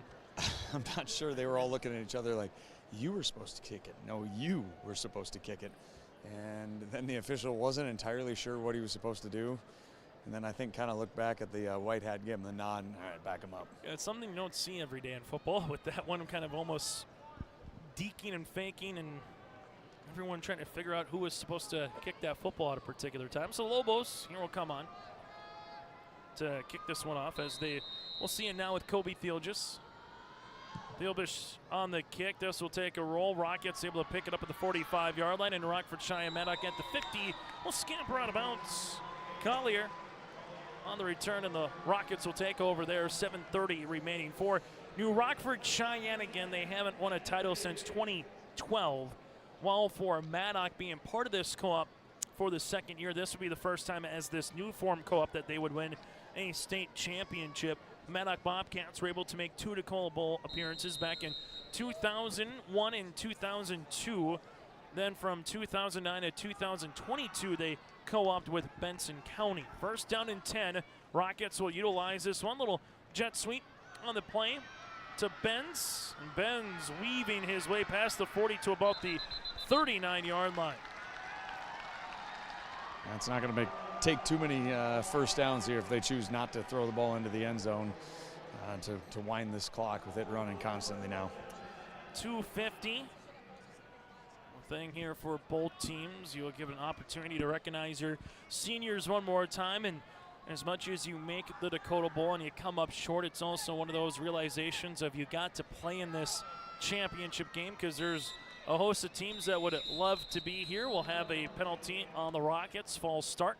This would be their second of the game, first of the half for 15 yards, and that's the thing, Hoots. As much as Kindred came up short today, and now the Lobos will come up short today, to still finish your season in a championship game is obviously quite a feat, regardless of what the outcome is here today. Absolutely, especially in 9-man. You have to win. You know, if you got a first round bye, you got to win a second round game. You got to win a quarterfinal game, and then a semifinal game. So you know you got to win a lot of games to get to here. So it's absolutely a big time accomplishment. As this will be to the 20. And the reception upcoming for the Rockets, as this one will be with Paxton Nipple. Nipple on the first down from the 44 to about the 20-yard line for a pickup of 24. There are just no weaknesses when it comes to this offense. They pass block well, they run block well, and then they throw the ball extremely well. They got guys all over the place that can catch it. And then they got the hammer and Engelbretson that ready to run you over when you're not ready for it. First catch of the contest for Nipple. He's got his 17th of the season. Clock now at 6 minutes remaining. 2 wide receivers, both right and left. Engelbretson will handle the football here to about the 18 and bring up a second down and 8. Owen Lesko on the tackle for the Lobos. 12 carries for 179 yards now for Engelbretson. Brings it second down and 8. Twins to the right, twins to the left as the Rockets here will have Wofford in the Wildcat. He will take it, but we'll have a false start by Engelbrigtsen. Kind of got the little hop before the snap came, and that'll be another 5 yards, 3 penalties for 20 yards. Yeah, it's been a really clean game, I think. I don't know how many penalties LaMoure has on him, but it hasn't seemed like our White Hats had to work too hard tonight. Yeah, Lobos got 2, and one of those being that intentional grounding way back in the first half. So just 2 there again for the Lobos. 2 wide receivers on either side. Simon throwing, looking, catching his nipple at the 14-yard line. Bobbled it for a second, brought it back in, got the toe down for a gain of 9. It just seemed like no ball is out of reach for him. He's just got to put it within about 3 or 4 yards of him, and they'll come up with it. That was bobbled and then gathered in before he got he went out of bounds. That was a really well done. 286 yards of offense so far here today. As you will see, a 3rd down on the way here for the Rockets, as they will be at the 14-yard line. Shotgun for Simon. Simon, pocket collapses, rolling on the far side, throws off his back foot in the end zone, and this is going to be intercepted. One of the few things that we've talked about on turnover, that's the first one of the game for the Rockets. Carlgard comes in on the interception. That'll be the first turnover of the game for New Rockford-Sheyenne-Maddock, and nice job across the far side again for Carlgard to get there and cover some ground hoots at that linebacker spot. Yeah, a little slow to get up. I think when he caught it, his momentum rolled him right over on top of the ball and just knocked the wind out of him. He was taking some deep gasps for breath there. So thankfully, it doesn't seem like it's anything major, but yeah, real good play on the ball in the air. 1st down and 10 upcoming now for the Lobos, as they will be at the Rockets' 20-yard line here. As the Lobos will come out with Working at the quarterback spot in the gun. 4:28 remaining here in quarter number 4. Handoff goes to Theelgis, and Theelgis is going to get stuck for a tackle of a loss of 1. It's getting closer and closer to that 3,000-yard mark, but if you went backwards there, we're probably 4 or 5 yards away now, I suppose. Yeah. Needs 4 yards. Okay. He was close at the half. He's actually lost 3 yards in the second half on 3 carries so far. And as we alluded to, the Rockets' defensive line has set the tone, and then he let those linebackers get in and fly towards the football. And Gunnar Theelgis just hasn't had a lot of room to run so far here today. Mason Working goes under center. Handoff to Theelgis. Theelgis gets the 20, and Theelgis will spin his way for those 4 yards. So we'll see what the next play comes, because we have him right at 3,000 yards on the season rushing here for Theelgis. That's an absolutely incredible feat if he's able to stay above that mark. I can't imagine, a lot of 9-man games. There's some stats that are pretty crazy, but 3,000 yards in a season is incredible. So hats off to Gunnar Theelgis, and he's still got another year to torment defenses around the state. As the Rockford-Sheyenne starting to pull some of their seniors and recognize them. Brody Weisenberger, one of those, as he gives a big bear hug to his head coach in Belquest. This one coming across. There goes Theelgis. This one is Kobe to the 40. Kobe Theelgis gets to about the 43-yard line on the pitch and catch. That's a gain of 19 yards. That's something that they'll be able to rely on here moving forward when you got a quarterback and a receiver there, along with a running back, that all underclassmen give them an opportunity to grow together and just grow that passing game next year for LaMoure fans. The Rockets continuing to bring out some more seniors, as Wofford now gets another hug as they're bringing in some of the backups here for New Rockford-Sheyenne-Maddock, knowing the time and the point of where they are with the football. 2:30 remaining, hard count here for Mason Working, and he'll get the Rockets to jump off sides for 5 yards. Make a 1st and 5 upcoming. I really like the way that they're doing this. You get those guys out one at a time, let that crowd go nuts for them and appreciate what they've done for them the entire year. That's a good way to go about it. Colton Green, another one of those seniors to come out here for New Rockford-Sheyenne-Maddock. Under center again goes Mason Working. Orkin handoff to Theelgis. Theelgis has a crease this time to the 40.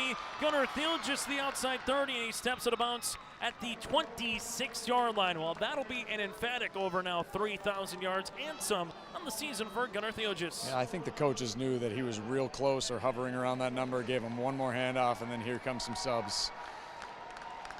As the Rockets are going to go perfect and go 12-0 on the season for Coach Andy Delabar. Lucas Isaacson and the coaching staff there for the Lobos, giving some handshakes, fist pounds, and hugs as well to their respective seniors. And this is the last time, like an Owen Lesko, for example, is going to be wearing the Lobos colors, with Cale Hebel as well. 1st and 10, handoff. This one goes in between, and the Lobos get to the 15. Then there's a big hit on the way after the rush there with McGoy. That'll be a gain of 11, but then we'll have the fumble, and it's recovered by New Rockford-Cheyenne. That might just put a wrap on it right there. I would assume we got a couple kneel downs here to finish things off. Another turnover on the game for the Lobos with that fumble. That'll be their second fumble of the game. And now all that you need to do, Hoots, is what you alluded to, which is take a couple of knees, put this one to the turf, and the Rockets are going to win the 9-man North Dakota State Championship with 80 seconds remaining here from the Fargo Dome. And if there was talking about making a name for yourself in a championship game, not so much that the Rockets were unknown, but in terms of making sure people, as you allude to, Hoots on a historic record, as here's a run for the backup Rockets as they go to the wishbone formation, as this one will be with Thomas Almers with a gain of 20 yards. This one, going back through the record book, is going to be interesting to see how the Rockets compare to some other teams like the Cavalier Tornadoes who made that run, and certain things else in North Dakota 9-man football.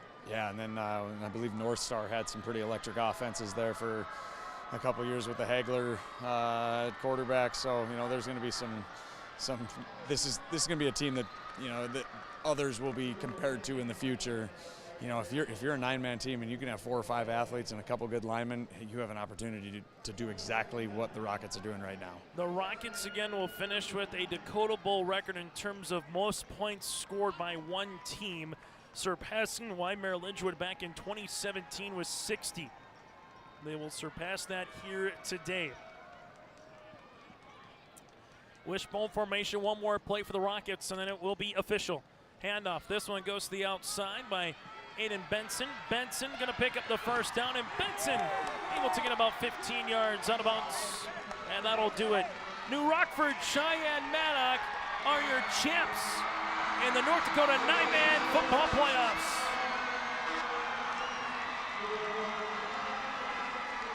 The Rockets finished a perfect season, 12-0, with a 62-26 win here over LaMoure-Litchville Marion. A little palindrome for you on a Friday afternoon.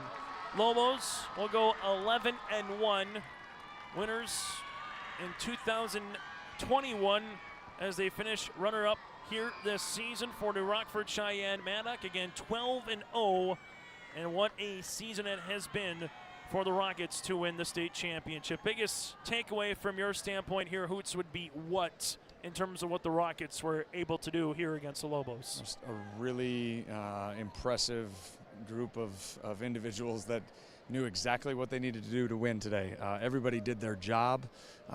They were extremely well coached. Just everything they did just screamed that they were prepared, and not just prepared for LaMoure, but for the moment and for the game that they just completed here.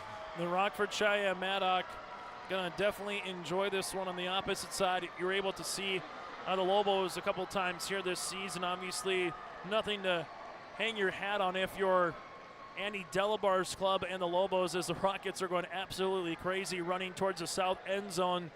Helmets are going everywhere, gloves are going some other where, and people are waiting for Elliot Belquist to come in and get into that dog pile here for New Rockford-Cheyenne-Maddock, as they're able to come down and enjoy this championship. But what do you say about the quality of play from Andy Delabar's team, who just really, quite frankly, ran into a buzzsaw here in the Rockets this afternoon? Yeah, I mean, to say that you're the second best team in the entire state in a division is something that you can't hang your heads at. And I know when I got an opportunity to talk to Coach Delabar early in the season after a game, you know, they knew that their goal was to be playing in this game and to win this game.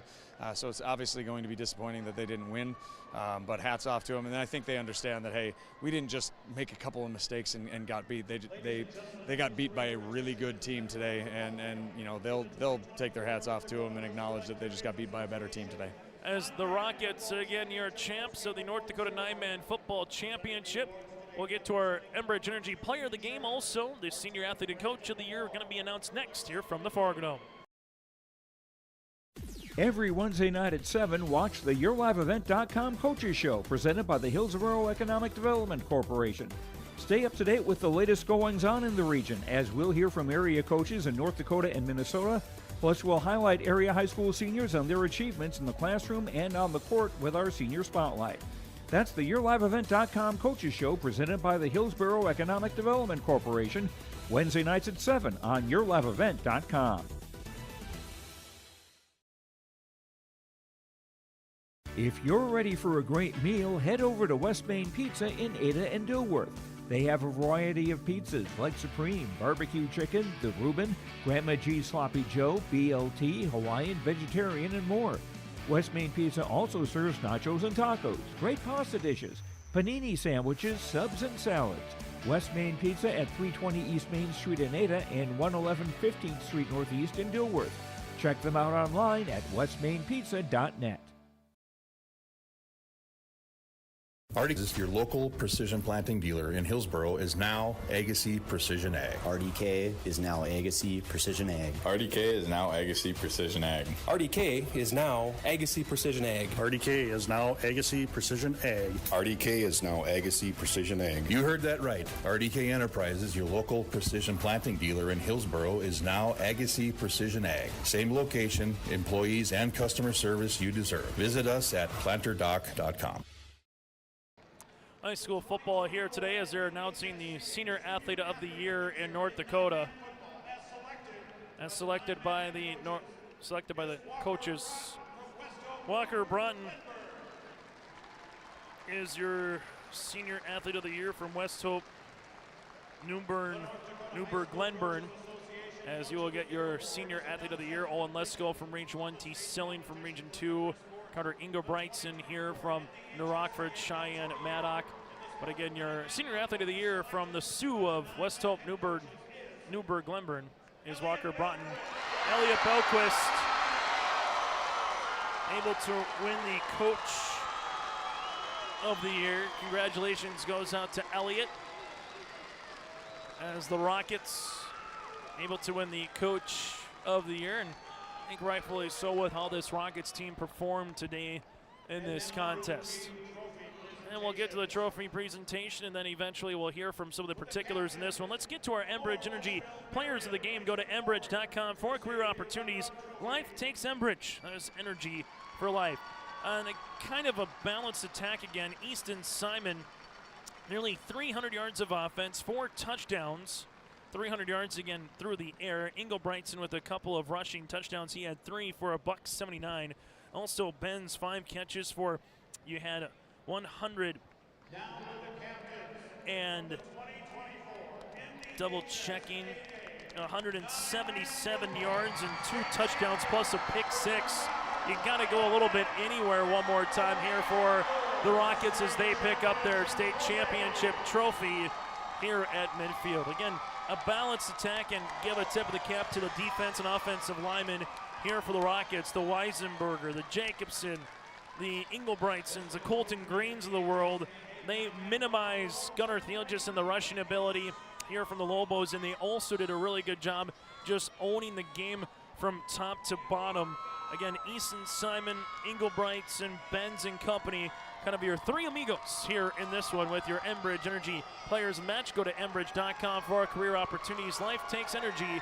And again, it's Enbridge.com for career opportunities. As the Rockets, faithful on their feet, enjoying the championship run in front of their fan base here on the west side of the Fargo Dome. Taking that team photo one more time, and then we will get to the 2A and 3A football games for those in attendance here will be coming up next as Red River and West Fargo Horace has taking the field as they're getting ready for their warm-ups, and then we will get into our conversation here a little bit later, as now will be the media scrum coming across the way. And Hoots, whenever you get someone, you are more than free to grab them. As getting opportunities to get spoken to is Brody Weisenberger, also from the New Rockford-Sheyenne-Maddock faithful here, Easton Simon and Carter Engelbrightson. Not sure if you can maybe find your way to find a Benz down there or someone in between here for the Rockets, as they were able to earn the state title again here with the championship, 62-26. We'll take a quick break and we'll put a ball on this one and hear from a player next on your LiveEvent.com. Farming today doesn't always feel the same way it used to. Then again, some of it feels all the same. Maybe it isn't so much the jobs that changed, but how they get done. Now that's a different story. Everything got bigger and smaller at the same time.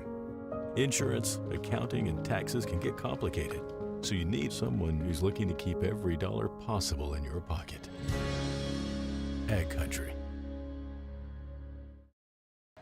Back here on your LiveEvent.com, 62-26. There's a sea of red and a sea of black is starting to fill in here between West Fargo, Horace, and the Grand Forks Red River Rough Riders. In the Division A Football Championship, Velvet Drake Animus Garrison with the win over the Kinder Vikings 14-12. And now in the North Dakota 9-Man Football Championship, New Rockford-Sheyenne with a 62-26 win over LaMoure-Litchville Marion here in this championship match, in which the Rockets, again, unscathed throughout the day. 42 points in the second quarter.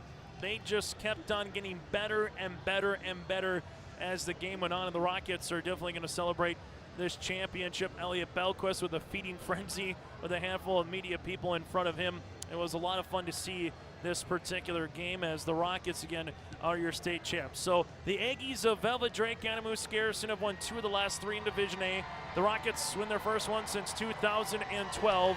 And now we're going to find out in 2022 or 2023 who's going to be also a part of it with 2A and 3A. As New Rockford-Sheyenne, Brody Weisenberger is now standing by with their own Nathan Hoots. Take it away, Hoots. Hey, I'm here with Brody.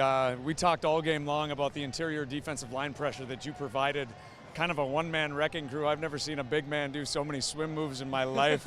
Talk to me about what was preached throughout the week and what you guys did well to execute and get this result today. We knew we had the upper hand on weight inside. We knew their linemen were little, not little, but like 200 pounds, and they like to go out front, so that swim move is crucial. If I can try to be as agile as I can, we're going to get so much more pressure. I tell you what, it was impressive just being able to see the difference that a guy can make inside when, just making guys feel uncomfortable. We made their quarterback seem like he was throwing off his back foot a lot today. What's it like playing with all of those athletes? You being kind of one of the lone big men on the field, but all the athletes. I mean, I haven't gotten to see you guys play yet this year, and just seeing all those guys running like deer all over the place. What's it like on a daily basis being able to play with these guys? Everyone has put so much time in the off season. You look everywhere on the field, we have an athlete out of position, and everyone is just dogs. That's all there is. Like, I don't know how to explain it. It's so surreal how explosive and just dominant we can be. It was a ton of fun. Give me something. What was the one thing that your coach said is going to be the difference between coming out on top today and possibly losing? Pressure on the QB. We've been 43 Cage Wolford. He is an absolute dog. So is Carter Engelbrightson. So is Alex Weisenberger. So is Easton Benz. So is Colton Green. Our line needed to get pressure on that sophomore QB. We knew we had the seniority, and we showed that we had the seniority today. Absolutely, and I love to see the emotion that you guys play with. Talk about the crowd that you brought today. Is there anybody in any of the towns that involve this co-op, or did everybody come up for this game? I think there's like 2,000 people in the 3 towns combined, and I think we had at least half here. This was insane. The support, it was so loud. It's just, when you can get the crowd going, it's just a whole different ball game. All right, so talk to me, leading up to this entire week, what was it like being able to have, it was a shorter week, one less day to get ready. What was it like from Sunday to today, getting ready, all the distractions that you had to deal with? What was the best part of the entire week? Film. We knew we had to put in hours. Our all our coaches put an insane amount of film. But Reed Weisenberger, our defensive coordinator, he doesn't get sleep at night because he watches so much, and I'm not kidding. He watches more film than any of us combined. It's just insane. He'll be able to tell what they're running before they even run it. I tell you what, you certainly looked like you guys were a prepared group today. Congratulations and well done. Enjoy the day. Thank you. Thank you very much, Nathan Hoots. Talking again one more time as we allow you to just come to the sidelines. Hoots, as they'll get ready for the warm-ups of the 2A, 3A championship game. Hoots, before we bid adieu, what was the biggest thing that you just kind of saw from this one, talking with that offense and defensive lineman, just kind of the smile on his face as well? That was a really happy big dude right there. I wasn't sure if I was going to be able to get him in for an interview. He was tearing up pretty big time when he was getting his first one there, and for him to hold it together and you know, it's awesome to see when guys acknowledge that it's not me. He named off every single dude that made up that core group of guys, and you know, shout out to his coaches and how much work they did. Shout out to the communities for everybody that showed up. That guy's got a real bright future. Hey, last thing before we bid adieu here, Hoots, biggest takeaway, I guess, from this North Dakota 9-man football championship would be what? Like I said, if you can put together a couple of good athletes, a couple of big guys, and guys that are willing to put their lives and their, you know, everything on the line for 48 minutes, knowing that they're never going to get a break and be able to put it all together, you can have a really special run. Hey, Hoots, thank you so much for doing this. I appreciate it. Enjoy the weekend, quote-unquote, off before you get ready for girls basketball coming up on Monday. I cannot wait. Life is good. That again, Nathan Hoots. I'm Chase Miller, repeating today's final from the Fargo Dome. 62-26. The Rockets of New Rockford-Sheyenne-Maddock earned the 9-man state championship with a win over the LaMoure-Litchville Marion Lobos, and in doing so, finish off a perfect record, 12-0. Elliot Belquist, again from New Rockford-Cheyenne, is your North Dakota 9-man coach of the year, and your senior athlete of the year from West Hope, Newburgh, Glenburn is Walker Broughton, who will be playing here at North Dakota State for collegiate football next fall. On behalf of Nathan Hoots, I'm Chase Miller. Thanks so much for joining us, and join us tomorrow for some more high school volleyball on yourliveevent.com. EDC volleyball starting at 11 o'clock in the morning at West Fargo Cheyenne with 2 state qualifiers. Then the EDC championship game will follow that next here on yourliveevent.com with Brady Siebels and myself. But until then, enjoy the rest of your weekend. And join us tomorrow for some high school volleyball from Cheyenne.